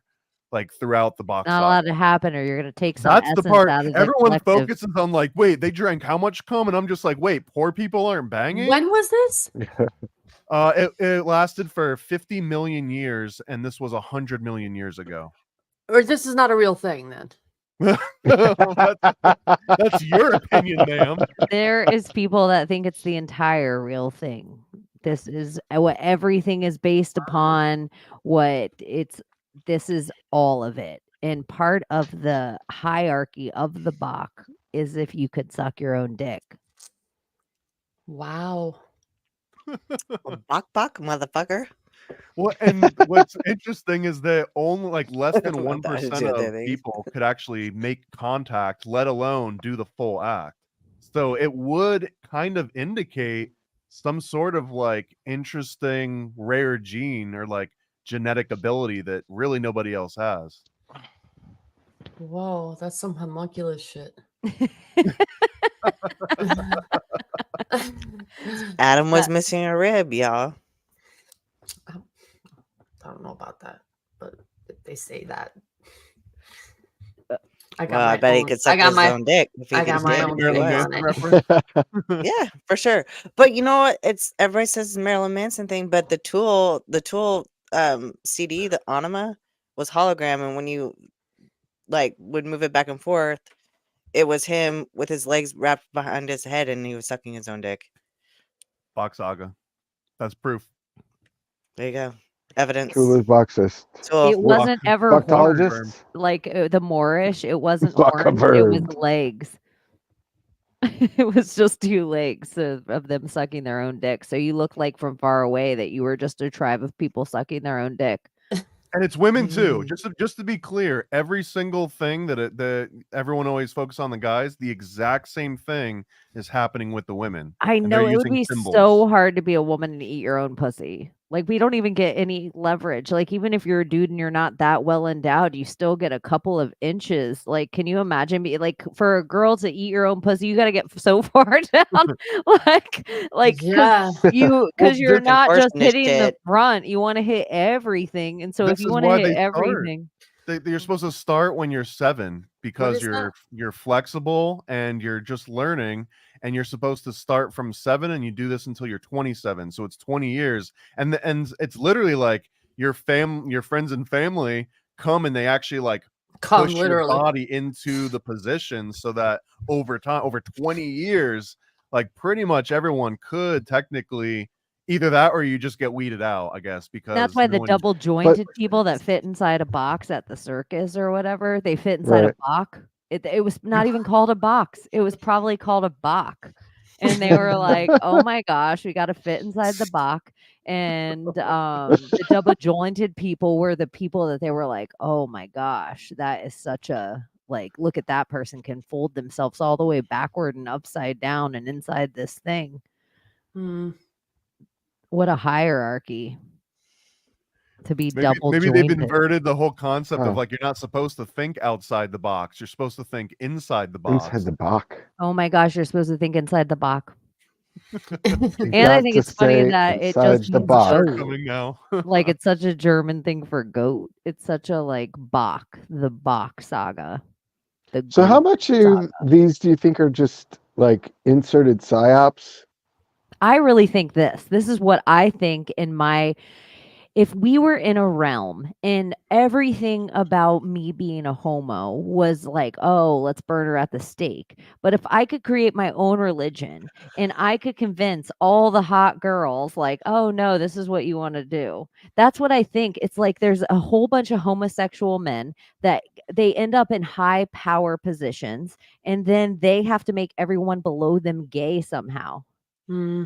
That's what all these religions just seem like some homoerotic like dance. Like but it doesn't really ever seem like women. It's just like that's always the afterthought where like Bach Saga is like, "Oh yeah, this is for women too." But really the dude himself who created this whole thing is like, how can I get these dudes to suck my dick? And every for some reason like that it just seems what it's about. Like how can I create a whole entire religion based around like if I'm a dirty pedo, how can I or if I want to eat kids, how can I make a whole religion around them giving me their children? Like that's what I just feel like whatever the sick perversity is, somebody created a religion around it. So some of them weren't that sick. Some guy sat one day, like I imagine every guy, and they were like, gosh, this hand's fine, but I wish I could suck my own dick. And he the same way they daydream about dinosaurs, and they're like, what if that lizard was really big? They're like, oh, what if I could suck my own dick? I bet a lot of guys wish they could suck their dick. Yeah. We could probably start a whole religion around guys that wish they could suck their dick. And we Well, can apparently you got to literally, start with a 7. and women can literally just fuck themselves because we have the objects to do that. So it's just like, it's harder for the men. Like, No, because if they weren't circumcised, they could just jerk off wherever. It'd be so oh yeah, easy for it's them. pretty much, yeah, I guess. I think it should be normalized that guys like go on a hike in the woods and jerk off. Like, I think it should just be a normal thing. I mean, that's ultimately It the happens. men's rights movement. Like, they just don't say that part out loud, but that's what it culminates. I want to be able to pee anywhere I want and anything else. It does seem like that. Every Yeah. time guys would come over to my house and we'd hang outside, smoke, barbecue, whatever, all my guy friends, my brother, they always have to go somewhere in my yard and piss. They never go inside I and use the love bathroom. pissing I always outside. tell them, I'm like, Ever. you could just I go love pissing in. outside. You're like, nah, we're good. It's They're like, strategic I'm though. fine. I'm You fine. can use it We're just trying to strategically. protect you from the animals in the Yeah, surrounding area. exactly. That's what you do. You do a line around the area to piss to Keeps keep the deer from coyotes getting in your away. garden. Because when the javelinas and the bobcats are coming around, they know, okay, don't fuck with the owl tree. I've Mine. actually done this just for extra good karma to make sure owls and like Whoa. other rodents don't get into cops' gas tanks. So we sometimes Yeah. will make sure that. Yeah. Was What I just happened? glitching? Was I glitching or No, I don't know. I don't were think we so. all glitching? Because something just happened. I don't know. I don't think so. Everything just sounded robotic. I was like, oh shit, what happened? Okay, never mind. Don't listen to me. Sorry. Have you guys ever experienced any kind of form of divination in your life? Like where somebody Absolutely. else did it, where you saw like, oh, this definitely is a miracle or something out of this world, Mm. or where you saw somebody put their intention into work and it did something? I do. And it involves blood magic and a cigarette. And it was fucking mind blowing. So she pricked her, this lady pricked her finger. I'm not saying. Do you who it remember was. what finger she pricked? Because this will get into another kind of The ring divination. finger. The ring finger. Okay. Okay. So she pricked her ring finger and she let the On blood her drop. right hand? I don't remember. I don't Okay. remember, to be Okay. honest. Okay. Yeah, Okay. I don't want to lie about, Okay. No worries. So she pricks her finger and she takes a cigarette, okay, and takes a pen and starts writing the person's name with blood on the cigarette, okay, in capital letters. And she said in the language, in my language, Chishkalet Kyotigaria Shala, whatever, call it Purmu. So it pretty much means how I light this cigarette, I hope this person lights up for me. So it makes the person, whether in they're up or if they're asleep, they'll probably dream about you. They'll think about you in that instance, and they'll like want to, make some sort of contact with you. So she lit up the cigarette. She said some kind of mantra beforehand. I don't even remember that. So the intention she set for him to call her, that's what she told us. I'm going to make sure he calls me, and I want you to guys see how this works. We're like, okay. And I'm in like 16 years old. I'm like, yeah, right. This is bullshit, So she writes the name, she lights it up, she says her thing and smokes each letter. The whole letter has to burn, and she has to hold it in for, and she recites that mantra again and lets it out.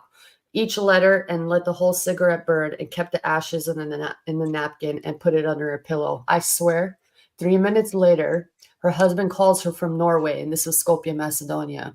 Calls her from somewhere in Norway. And hey, baby, I was just dreaming about you. Da, da, da, da, da. We didn't have cell phones like that. It was all like Nokia shit, So he just calls her and tells her I miss her and I love you. And I'm just there like, holy motherfucking shit. Like, what did I just witness? She didn't move. She didn't touch her phone, nothing. And that gave me chills. The whole blood magic of it and the intention and the breathing, inhaling the letter, the inhaling part of it. Oh, I sound good like this. Whoops. But the inhaling magic, like that's a whole divinity in itself. Like in our culture, like, yeah, you can speak things, but breathing things or words in is also a type of magic. Like when we say like things to like stay away, like to bistic far, sometimes we say like we take it in. So it's like a magic that you harness for yourself.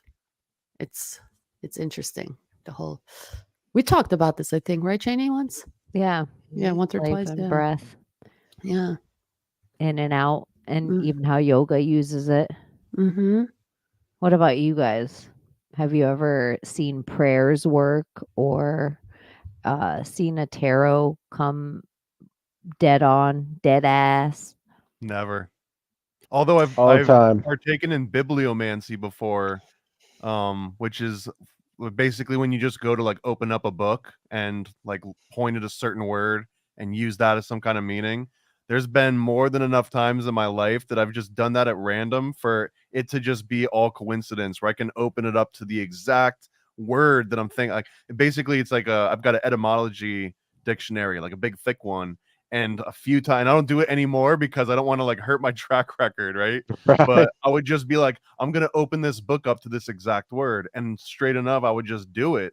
And I mean, part of it is like I know if the word starts with S, it's not going to be in the first 10 pages. You know what I mean? So there's some of that going on, but I feel like there might be something more than just complete chance to that. Absolutely. You need to send Divining through is the Bible verse, but it's the same thing as bibliomancy. It's like it's finding what you need when you open it up.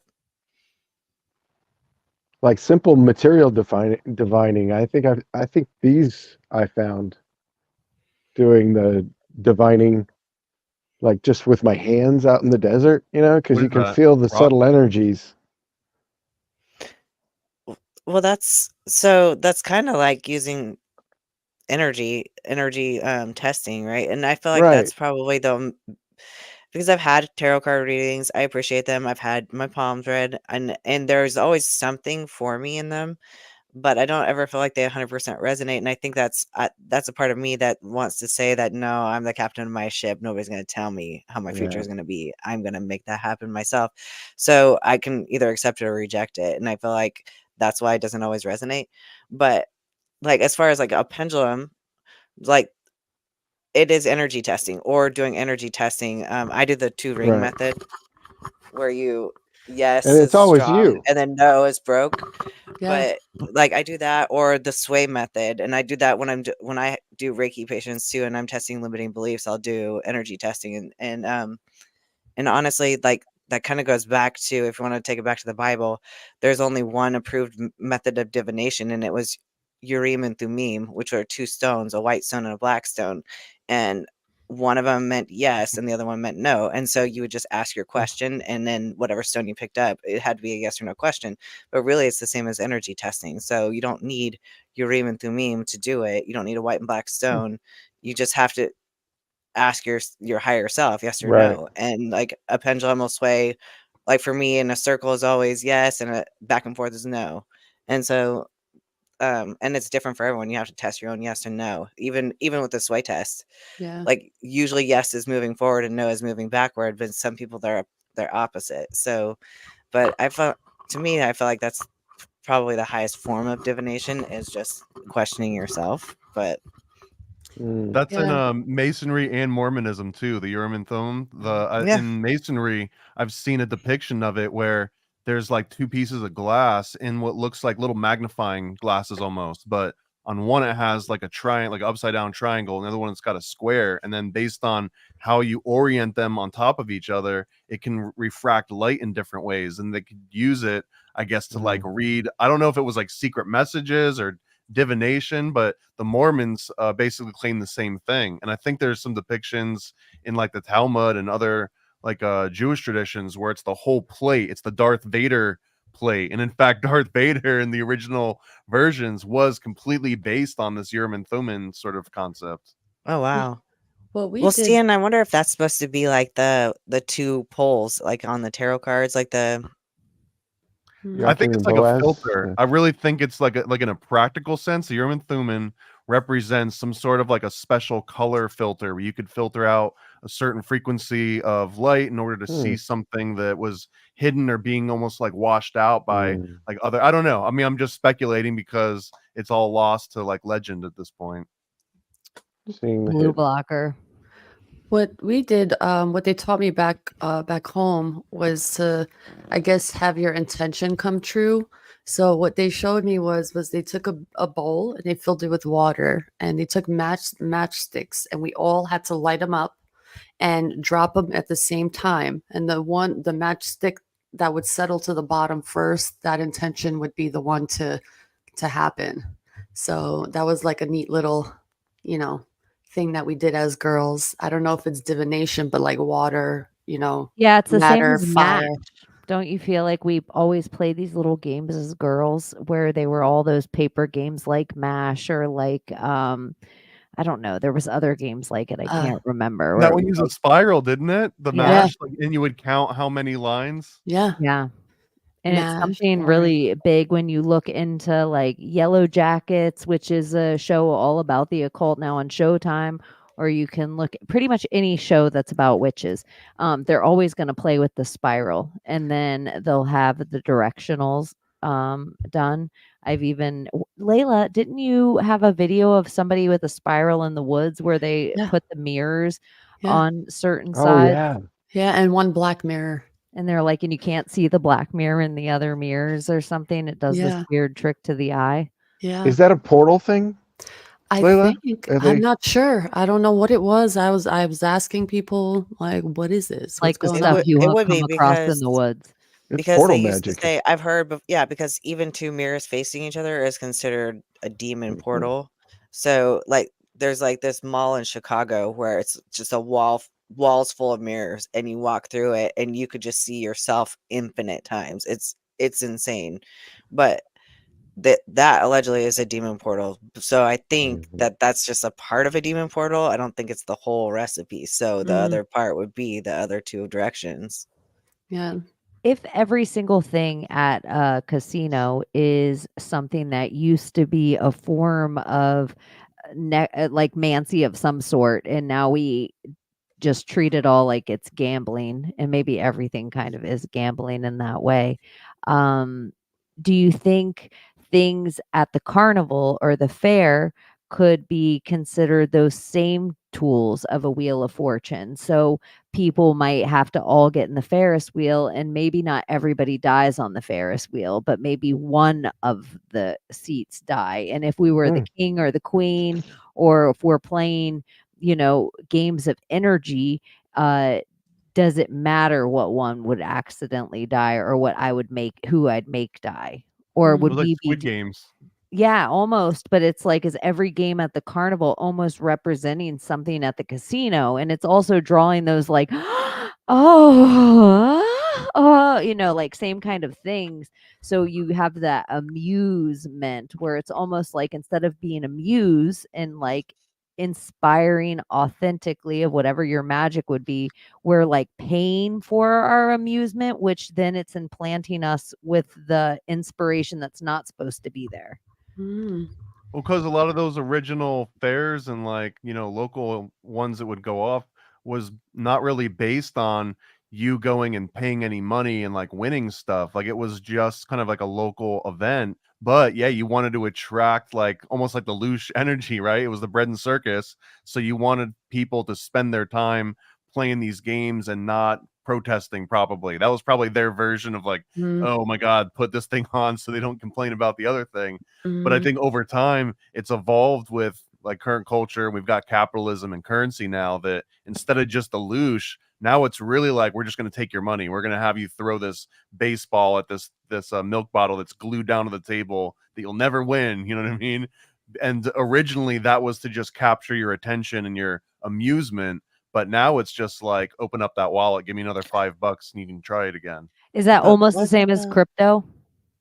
Like, yeah, I mean, I'd say yeah. Like, if you just keep throwing your money at this, like one day you'll be, or the same as you porn, or getting a check on X, because one day, or I'm gonna, make all my currency is gonna come from this thing. Like, eventually I'm gonna be the one to figure out the fair trick. But what about like the bearded carnival, though? Yeah, Going that's what back I was into gonna that, though, say. because it's the meat fest, right? So that's Well, so fucking weird. like everything that we live in now, which would be our grotesque, all the things we would pay money for the sideshow of the carnival. Normal. Well, the bearded lady, or seeing a super grotesque obese person, or like all of this shit that we live in everyday society is the stuff that we used to pay money for in a sideshow and be like this freak and look down upon it. And now we're like being forced to normalize and accept their sideshow currency, which I would also say, like, me and Thomas, like I always say, Hugh Hefner or Howard Hughes is like the untapped conspiracy that everyone needs to look into. Another one, the Barnum and Bailey circus. This is such Oh an yeah. untapped conspiracy that everyone should start delving into, because it's the original human trafficking. It's the original bread and circus. It hides it in America. It all comes up during the time of the World's Fairs and all during the orphan trains. It all is like there, and it stays in our zeitgeist for such a long time. We should do Ringling and kind of like break into some of this, because they got a great Barnum Bailey and Pete the PT Barnum story. They've got a whole entire display about all that. You probably get kicked out for like talking shit about it, right? So you're all gonna judge me that I want to join a circus or like run away with the carnies, because I really think that would be fun.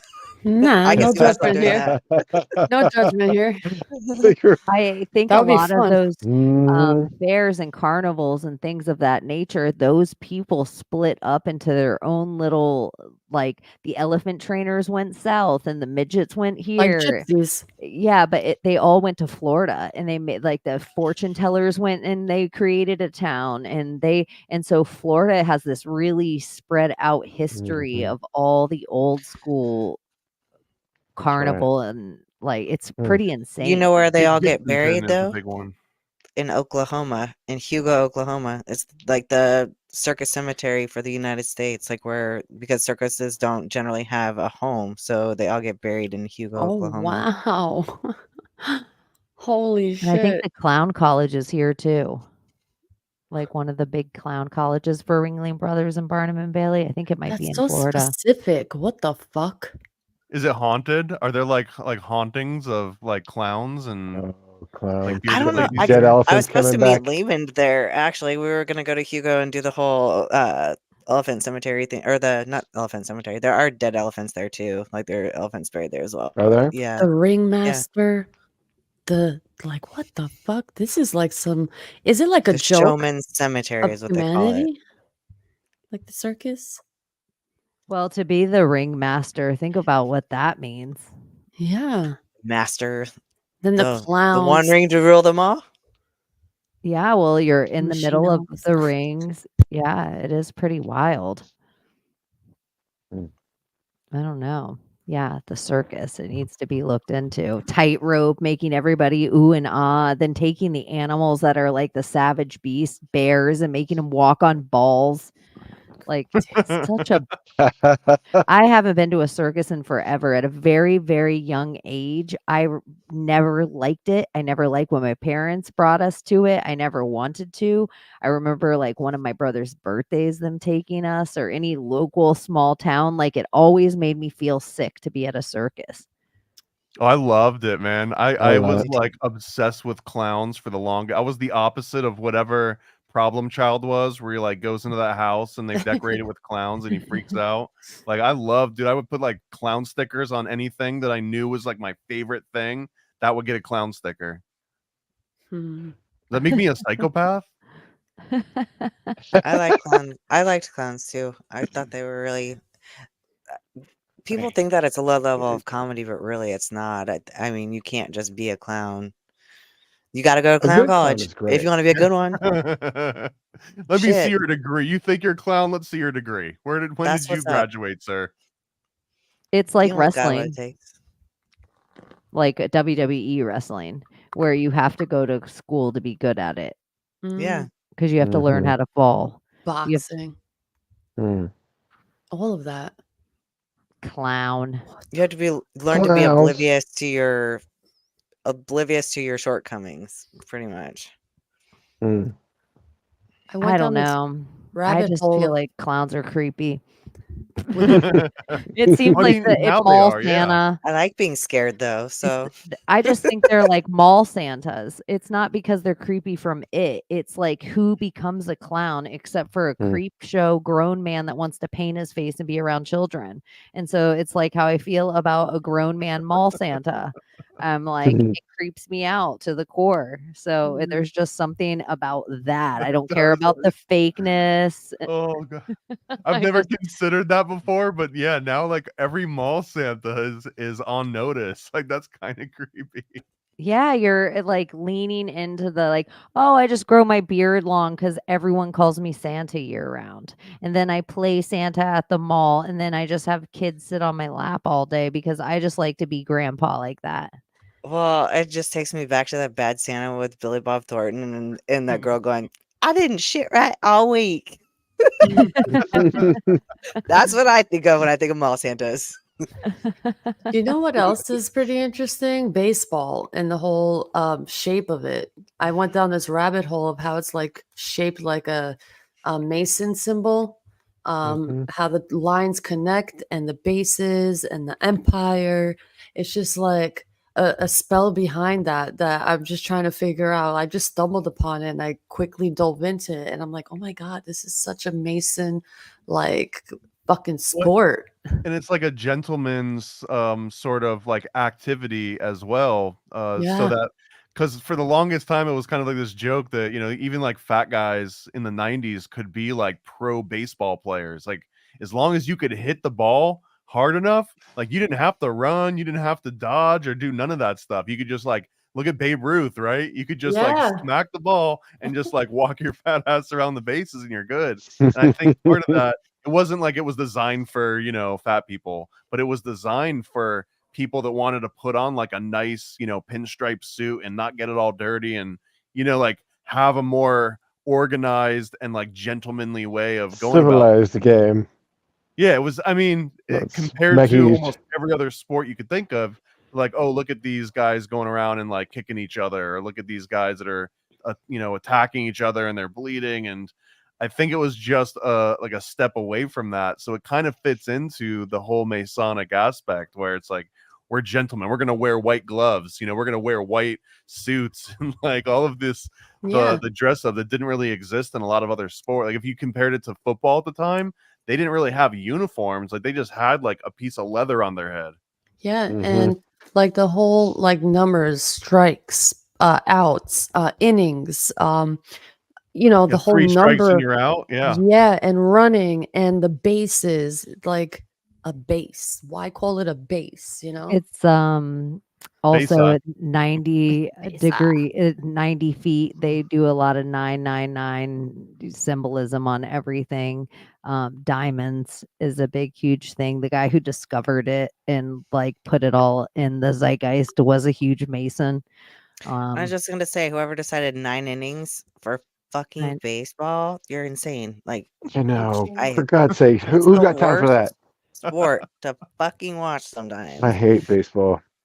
I know. 9 innings is way Fucking too hate long. baseball. My stepdad was a baseball coach. Burnt me out real quick, like. I didn't mind softball. I didn't mind I love baseball softball. either. I played baseball for a few years and I played softball for a little bit. And no offense, ladies, it took a while for the women to catch up. And so I went and played baseball for a few years. And then once fast pitch happened, then I was like, okay, I can I get see behind you. this. Yeah. I'll be the catcher. I played first base until then.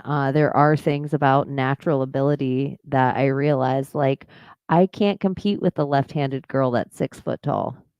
That can Like stretch they're, her legs really far. yeah, Yeah. like oh, she's left-handed. She's made for that base. Do you Yeah. think there's something sexual about baseball and first base, second base, third base, and home? And since we use those references in sexual manners, do you think there's something sexual about the whole sport? No, I just think it's like touchdown. It's like Bats and balls, baby. they move everything over to sex, but I don't think baseball necessarily started out that way. Nah, I think it was a bunch of kids playing in a city. Mm. There could be being like, something to it. I don't know, because if it is a Freemasonic invention, that it could ultimately be based in some sort of Judaism, and which means it's probably based in some kind of ancient sex magic. So I Yeah. mean, in that very long way, yeah, Illuminati confirmed. You know, the glory I'm hole. just thinking, it's like you're shooting a little white thing out of a dome that you like only the right guy with the right amount of power behind it is able to like penetrate this outer firmament, I guess, out into the where I don't know. I'm spitballing. Home run. Yeah. And obviously, like the first base, second base home run that we're talking about, like that was applied onto it after the fact to like denote this, but That's that what might I'm also be yeah. obscuring that it was really based on that to begin with. I don't know. A ball. Maybe. A bat and a ball. If the like you have this bat, you have your pole, you have your The gloves. That's shooting. your hole. Like if I catch the right ball, it's like it's not just about a home run. It's like we're passing this ball around and then like What about transferring golf? this energy. Have you ever heard the golf phrase of "gentlemen only, ladies forbidden"? Yes. Because I think that was almost like a pre-baseball. Golf was another one of the original sports that didn't require Gentlemen's gentlemen sport. to like make contact with each other at any point. And it was also seen as like a very elitist thing. I've even heard a lot of ties to Cricket. like the Scottish in like inventing it. Yeah, doesn't it come from cricket? Well, that's very similar to baseball as well, cricket. Like we Yeah. always have these crossover like with the wood, but if you think of how similar baseball is, it's almost like a way they took golf and they were going to try to expand it out to the lower classes. And so they couldn't give them as much space as they give you 9 or 18 holes. So they had to lower this division of 18 to 9. And so then you still get the same woods or the same metals to play with. So you still have this alchemy involved, but it makes it very accessible to poor people now. You still have leathers. That's still very important. You still have to have your leather glove, and you're still counting your holes in the same kind of way of like par is like usually 4. And you can lie about like how good you are very easily. You know what I mean? You could just Yeah, say your that it was like stats. 3 strokes less. Oh, Yeah. what's the handicap? You know, like, oh, they get a Less handicap. than Like, par.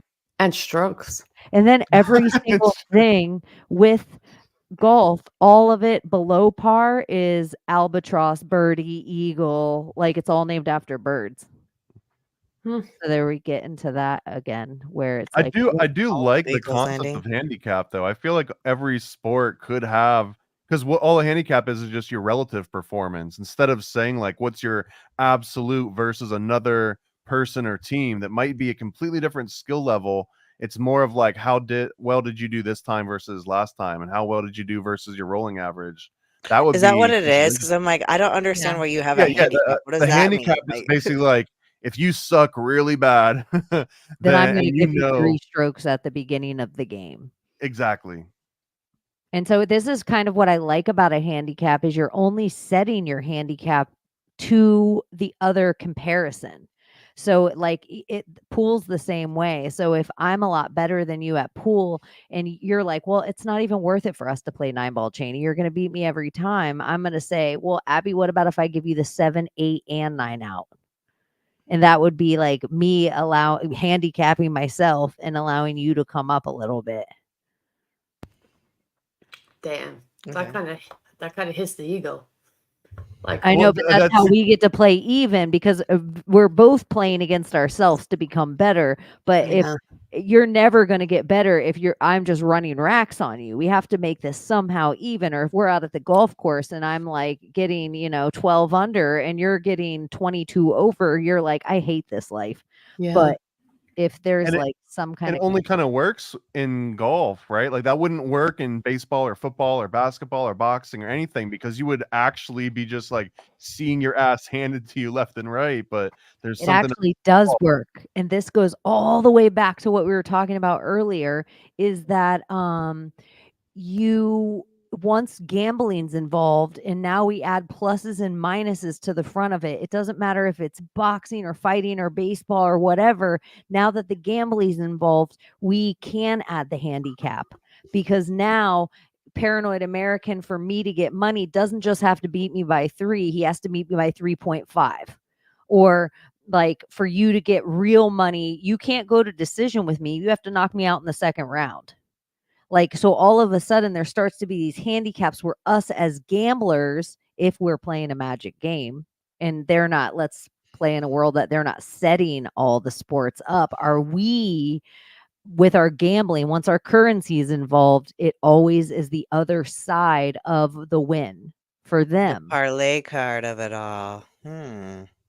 So that's why if you look at things in fighting, this is like an interesting thing that my conspiracy theorist head, it like makes me fume, is a new way that they cover their ass if a decision fight goes to decision and you're like, well, this is an obvious robbery.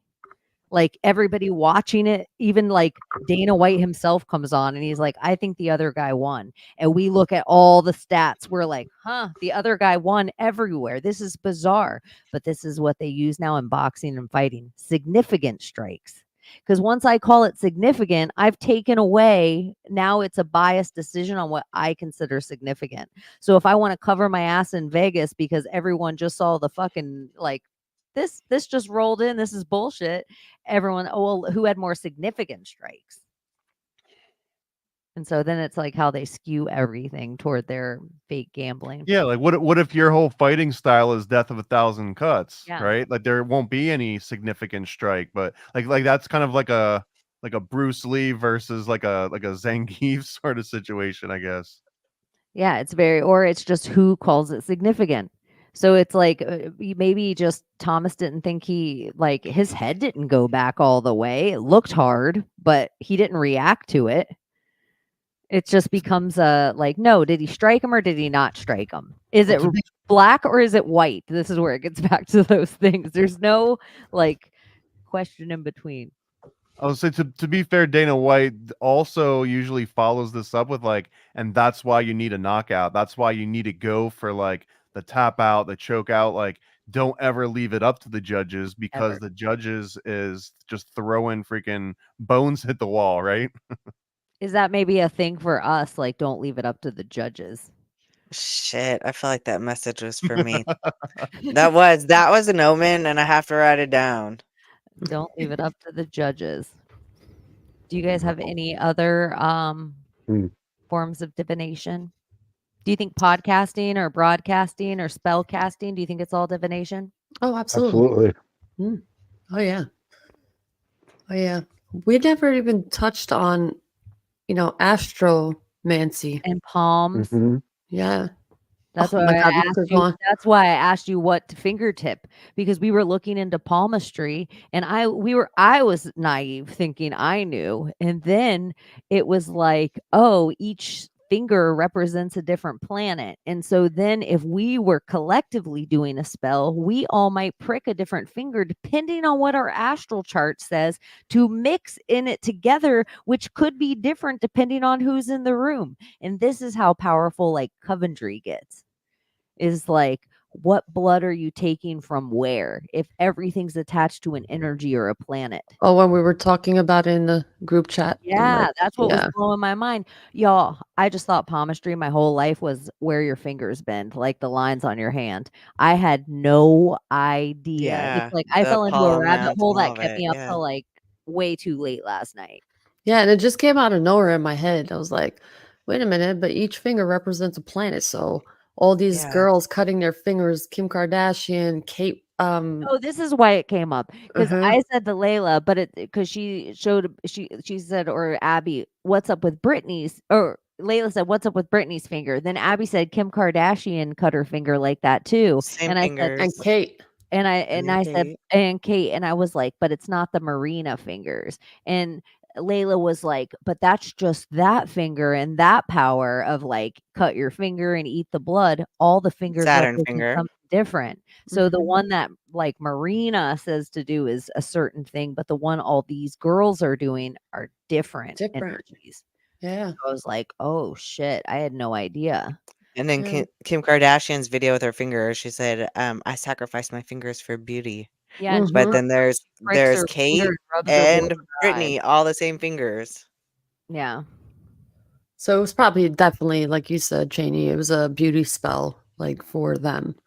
It makes sense though, like in this Dionysus way, if after we get out of the Super Bowl and then we go into the Oscar rituals, we're in this fertility realm leading up to Ishtar, that they're all beautifying themselves for ceremony.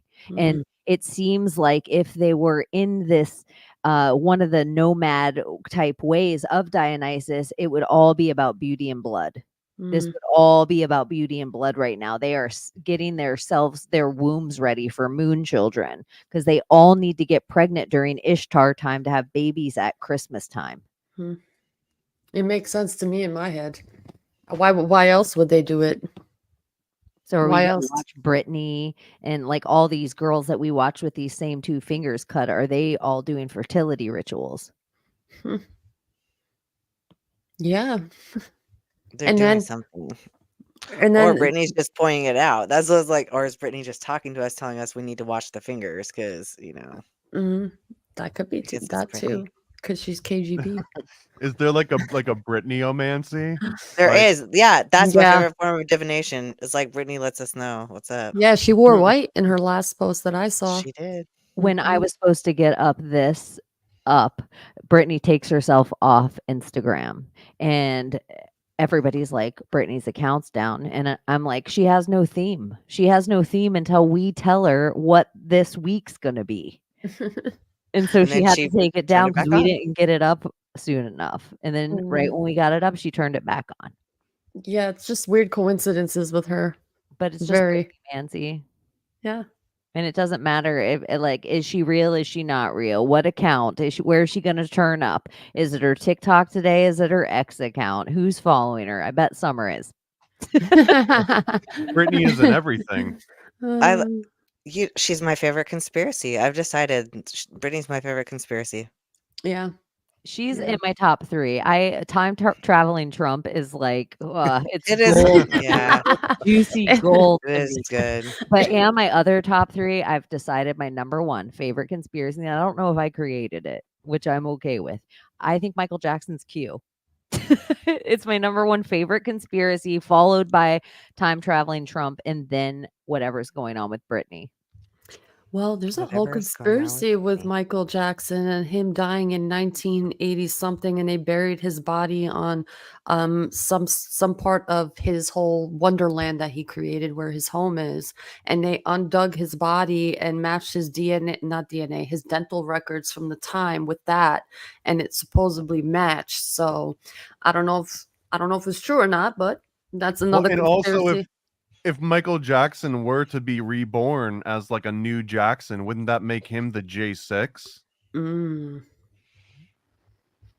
Oh, and he would Like come a up G6. well, Wrong J6. letter. That was one of my first albums. I had like a Jackson 5 album and Thriller. My parents got me Thriller for one Christmas, but it was like a few years too late. It's like how every pop song, I'm like, have you guys heard this Katy Perry Fireworks song? It is. And everyone's like, are you fucking serious right now? I'm like, you guys, have you heard Adele? Like, for real, when I really came to people and I was like, oh my gosh, Amy Winehouse's album, and I found out she was dead, I was like, Oh yeah. that's how I met Mac Miller too. I was like, oh my gosh, this kid is awesome. And then I'm like, oh. Some people When's he say coming to Orlando next? I know. I'm like, I wonder if anybody else knows about this guy. That's what I remember. Here's the dumbest thing, though, that I ever thought when I first heard Poker Face by Lady Gaga. I remember sitting in my room smoking a blunt with friends of mine, and I was like, this is a one-hit wonder if I ever heard it. You know what's funny? Same. They But I say wasn't that even thinking of she's a poker face, even though I'm a Nevada girl. I was just thinking poke her face. And I was like, why the fuck would she sing that song? That's the stupidest shit I ever heard. They say Like, Lady Gaga is Amy Winehouse now. It's like they're like, oh my God, she's not really dead. She's now Lady Gaga, and she went through like her death phase and reborn as a new character. You know how there's no new thing under the sun, and they tell us there's nothing new under the sun. I feel like this is what I'll say about all these fucking silly conspiracy theories. Good on them. They invented something new under the sun. Every single day that I turn on, there's somebody like, oh my gosh, everything's already been discovered. Let me make up something new. And it's so like out there that I'm just like, well, I didn't think I'd hear this one. Yeah, I was surprised. I'm like, I mean, I see the similarities with her old nose and whatnot, but I don't know if I believe that one. What about this one? I'm going to create it right now. Every celebrity from Kim Kardashian to Madonna is just doing the best their face can do at becoming Megan Fox. And then Megan Fox doesn't look like herself anymore, but they all look like they're morphing to the same version of what she once was. But if like the three of if all five of us in this room tried to put on a Megan Fox mask, it would look a little different on all of us. Yeah. And that's what I feel like the celebrities look like Madonna and Kim Kardashian, like they're all just becoming the same morph of some kind of. Even Angelina Jolie, a lot of them wanted to be her and try to look like her in Hollywood with the big lips and the seductive, sultry, whatever look. They all try to want to look like this copycat version. I don't know. I got a weird. Now it's the Kardashian. I got a conspiracy theory for this that I think is maybe related. You guys might all just be like, "Oh yeah, no, that's actually how it is," and I'm just discovering this for the first time. But what if all of the plastic surgeons kind of get together and they figure out like what's the easiest thing that we can do that's like we can just standardize, like how can we standardize this widget so that everyone wants, this kind of fat taken out from this area so that we can just kind of mass order all the implants and we can just get the same ones. We don't have to fight and figure this stuff out and then start pushing it and then identify the celebrities that maybe have the bone structures or the shapes that are the easiest to reproduce artificially and put them out there just because it'll just be, payday nonstop for all the plastic surgeons. So there's like an incentive to make everyone not just look the same, but to make people want to desire to be like, I want to look like that. And now it's like, well, that's silly. You can't look like Grace Kelly. You can't look like Marilyn Monroe. You know who you can look like is whatever that cat person looks like. Like we can do that. Homogenous. And Kim Kardashian was actually really popular with the plastic surgeons, and she was like one of the pawns for that. And everybody wanted a big ass all of a sudden. So she was a major, major part of that whole scheme. Don't get a BBL, just hire me as your coach and I will help you build your own ass. Yeah. It's even better. I think there Don't is look out of definitely place. something to the plastic surgery, and then also the plastic surgery eventually becomes the AI. And so if the plastic surgery can slowly get us to break our uncanny valley, not just looking at people's faces, but people's bodies. And so if everyone becomes Pamela Anderson, because this is the first Kim Kardashian, I think everyone becomes Pamela Anderson. And then they now, with the Kim Kardashian thing, they also have all the men becoming it too. So it breaks our uncanny valley. All the filters make us the same. We have Kim Kardashian filters and fucking like Megan Fox fucking lips and whatever. And so it all makes us the same. And now we're seeing each other that way. We're not seeing the real representations of anyone at all. We're trapped inside our houses. We were supposed to still be wearing masks. So gosh, we would think each other so ugly if we all look like Megan Fox all the time. And then you see me in real life, you're like, oh, I thought you were going to look like Megan Fox. And then we're all narcissists. We're becoming narcissists. So I thought you were going to look like Megan Fox. And in turn, we're both just, oh, I thought you were going to look more like me. Do you think it started with Marilyn Monroe? Or was there some icon before that started that? Like everyone wanting to look like a perfect. Well, I think that's always been the case, but it's only been fairly recently when a doctor could be like, well, for the right amount of money, I can give you that particular look. And I don't think that any like look that a doctor could give anyone that. Maybe there's some crafted out there, but I'm just saying that if a bunch of mediocre doctors got together and they're like, we can't pull off the Marilyn Monroe look. We can pull off the Megan Fox look. Let's start pushing the Megan Fox. It's almost like Supercuts all gets together and they're like, guys, no more Flock of Seagulls haircuts. It just takes too much hairspray. That might be a dated reference. It's like, we need to just start pushing bowl cuts. You know how easy a bowl cut is? Pop, pop. You know what I mean? Yeah. Hmm. It totally is that It's way. strange. Starting to push like easy. They're like beards. Beards are all in. It's so funny that to me that this is how dumb the world is. Beards were legitimately in at the same time people wear masks. And people just had masks over their beards, and other people were like, I feel safer. Yeah, they What? had masks. They had fish bowls, plastic bags, Speaking of ugly people, snorkels. That's PK in the chat said, how many people have you met off podcasting? Are they uglier in person? And I gotta say, Thomas is really cute in person. Just throwing that out there. I agree. So you are. and me and Layla are like, yeah.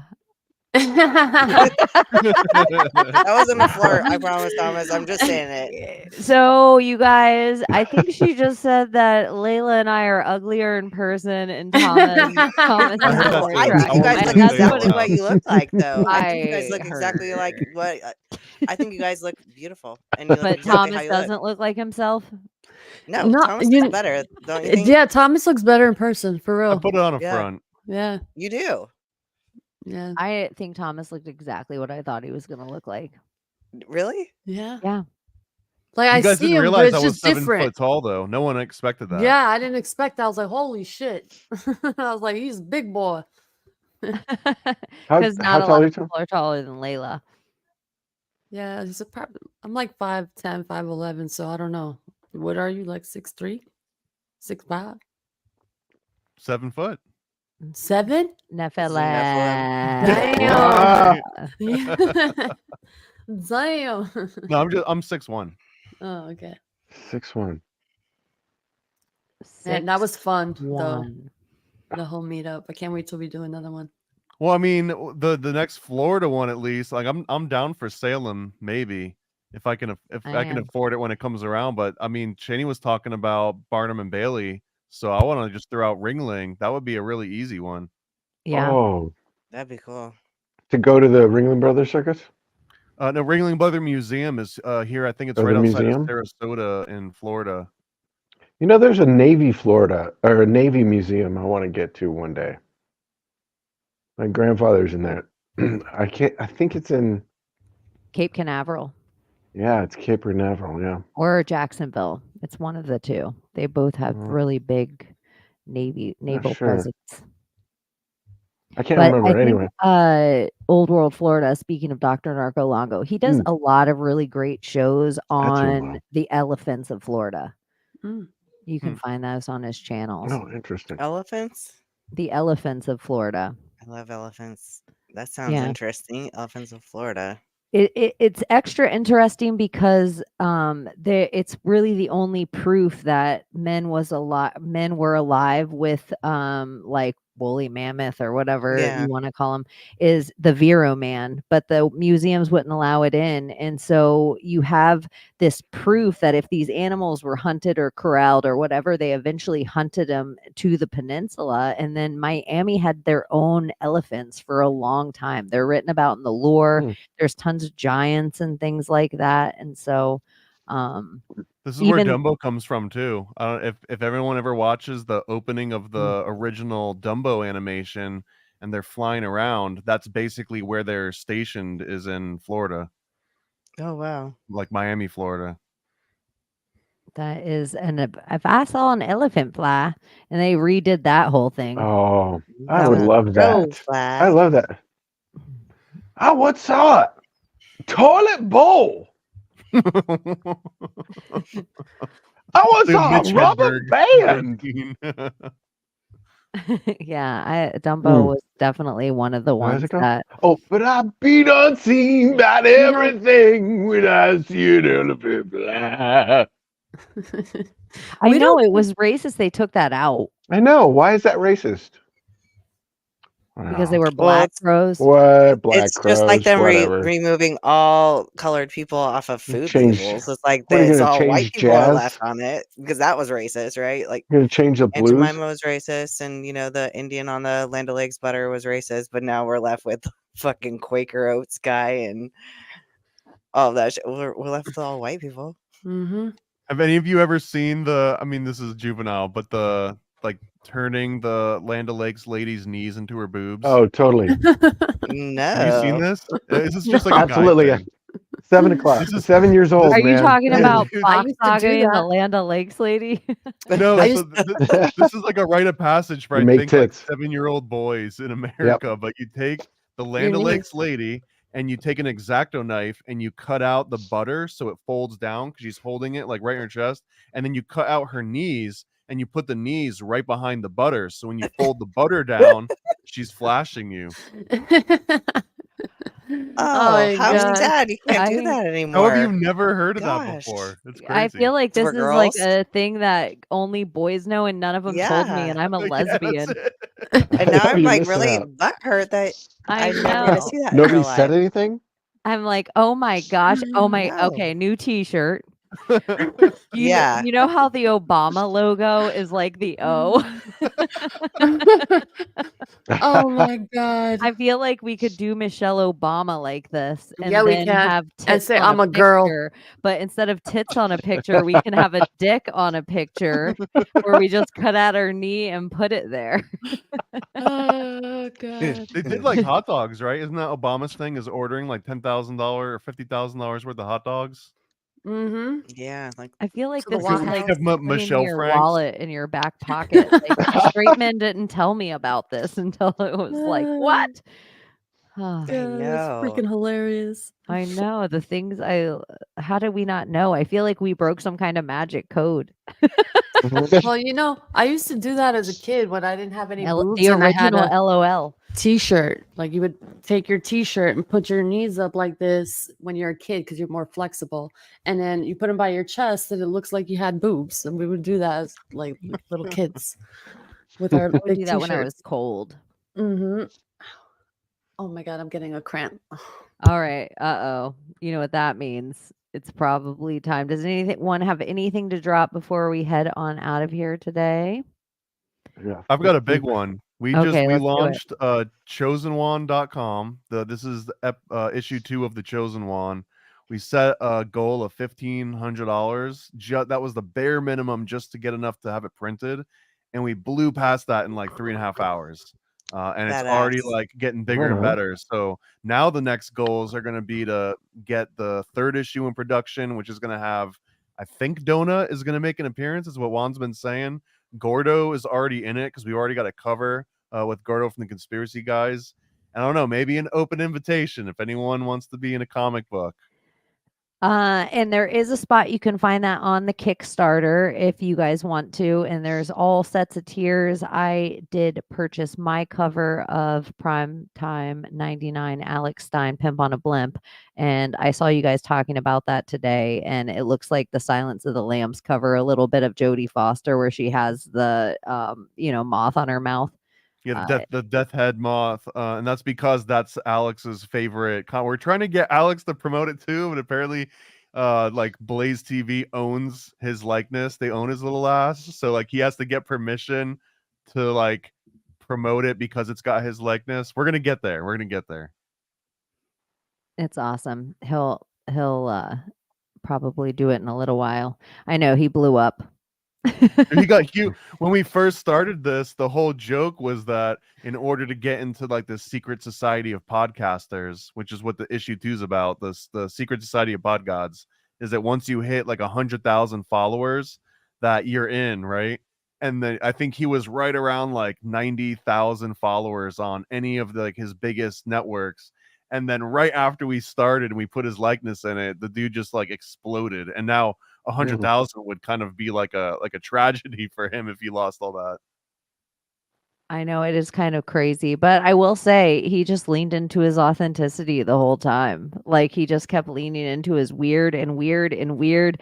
And like I remember talking to that dude before he'd do one of his stunts and he'd be like, have to get himself into character, almost in that way. Like we were talking about, like, can you hypnotize yourself? I felt like I watched this guy sometimes hypnotize himself and like take himself into like pretty epic situations that I was like, I cannot believe he's doing this right now.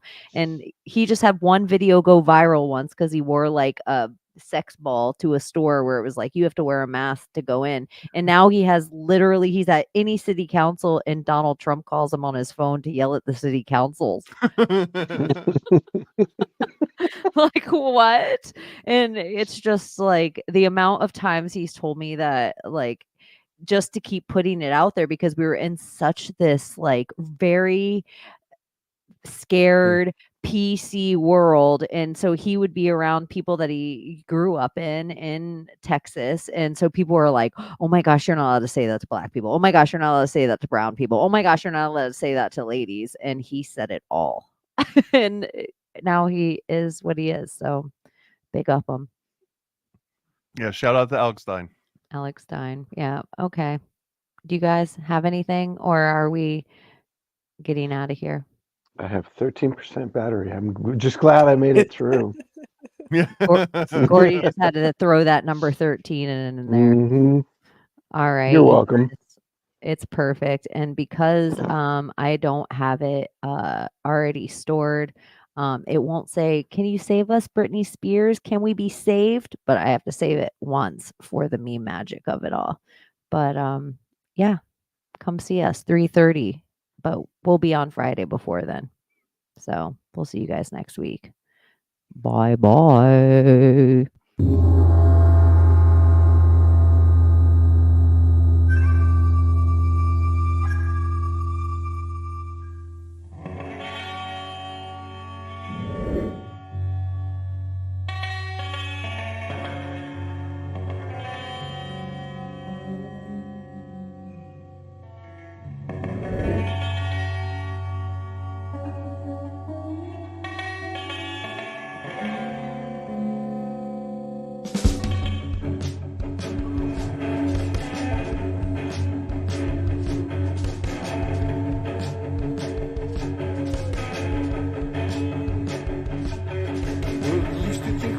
Constantly explore the view of possibilities come true. So what we do is call out to the good guys. Good guys, good guys, good guys. Witches, widows, bigger mystics, entertaining, calming linguists.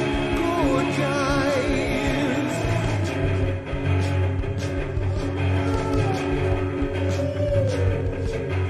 Forum of decorum needs a secret to society. Advent on philosophies, intentionally, magically good guys, good guys, good guys, good guys. Witches, weirdos, mischief making, invocation, change of bacon, good guys. Good guys, good guys. Hey, everybody. Who loves and supports the Secret Society of Good Guys. I just wanted to let you know that March 30th, which is next Saturday, I am going to be at the Joke Joint in Summerfield, Florida. I'm going to be doing 2 shows. First show is going to be a little podcast with some of the best of the best, the Nephilim Death Squad, Paranoid American. Cheney might show up. What? It's going to be a banger. And then after that, night of stand-up comedy, 2 shows. We got a 5 o'clock and I believe at 8 o'clock. So come out, rock and roll, go to Sam Tripoli, grab some tickets now. Come see all your favorite truthers all in one place. Let's go! Come on down, you bring the magic staff, and I'll bring the sin. Nobody knows about the trouble we're in. Come on in, let's make some Nephilim. It's the Nephilim Portal Baby playset. Comes with a fallen angel, Nephilim baby, and portal to another dimension. One of the Paranoid American playsets. Collect them all at paranoidamerican.com. Disclaimer. These are custom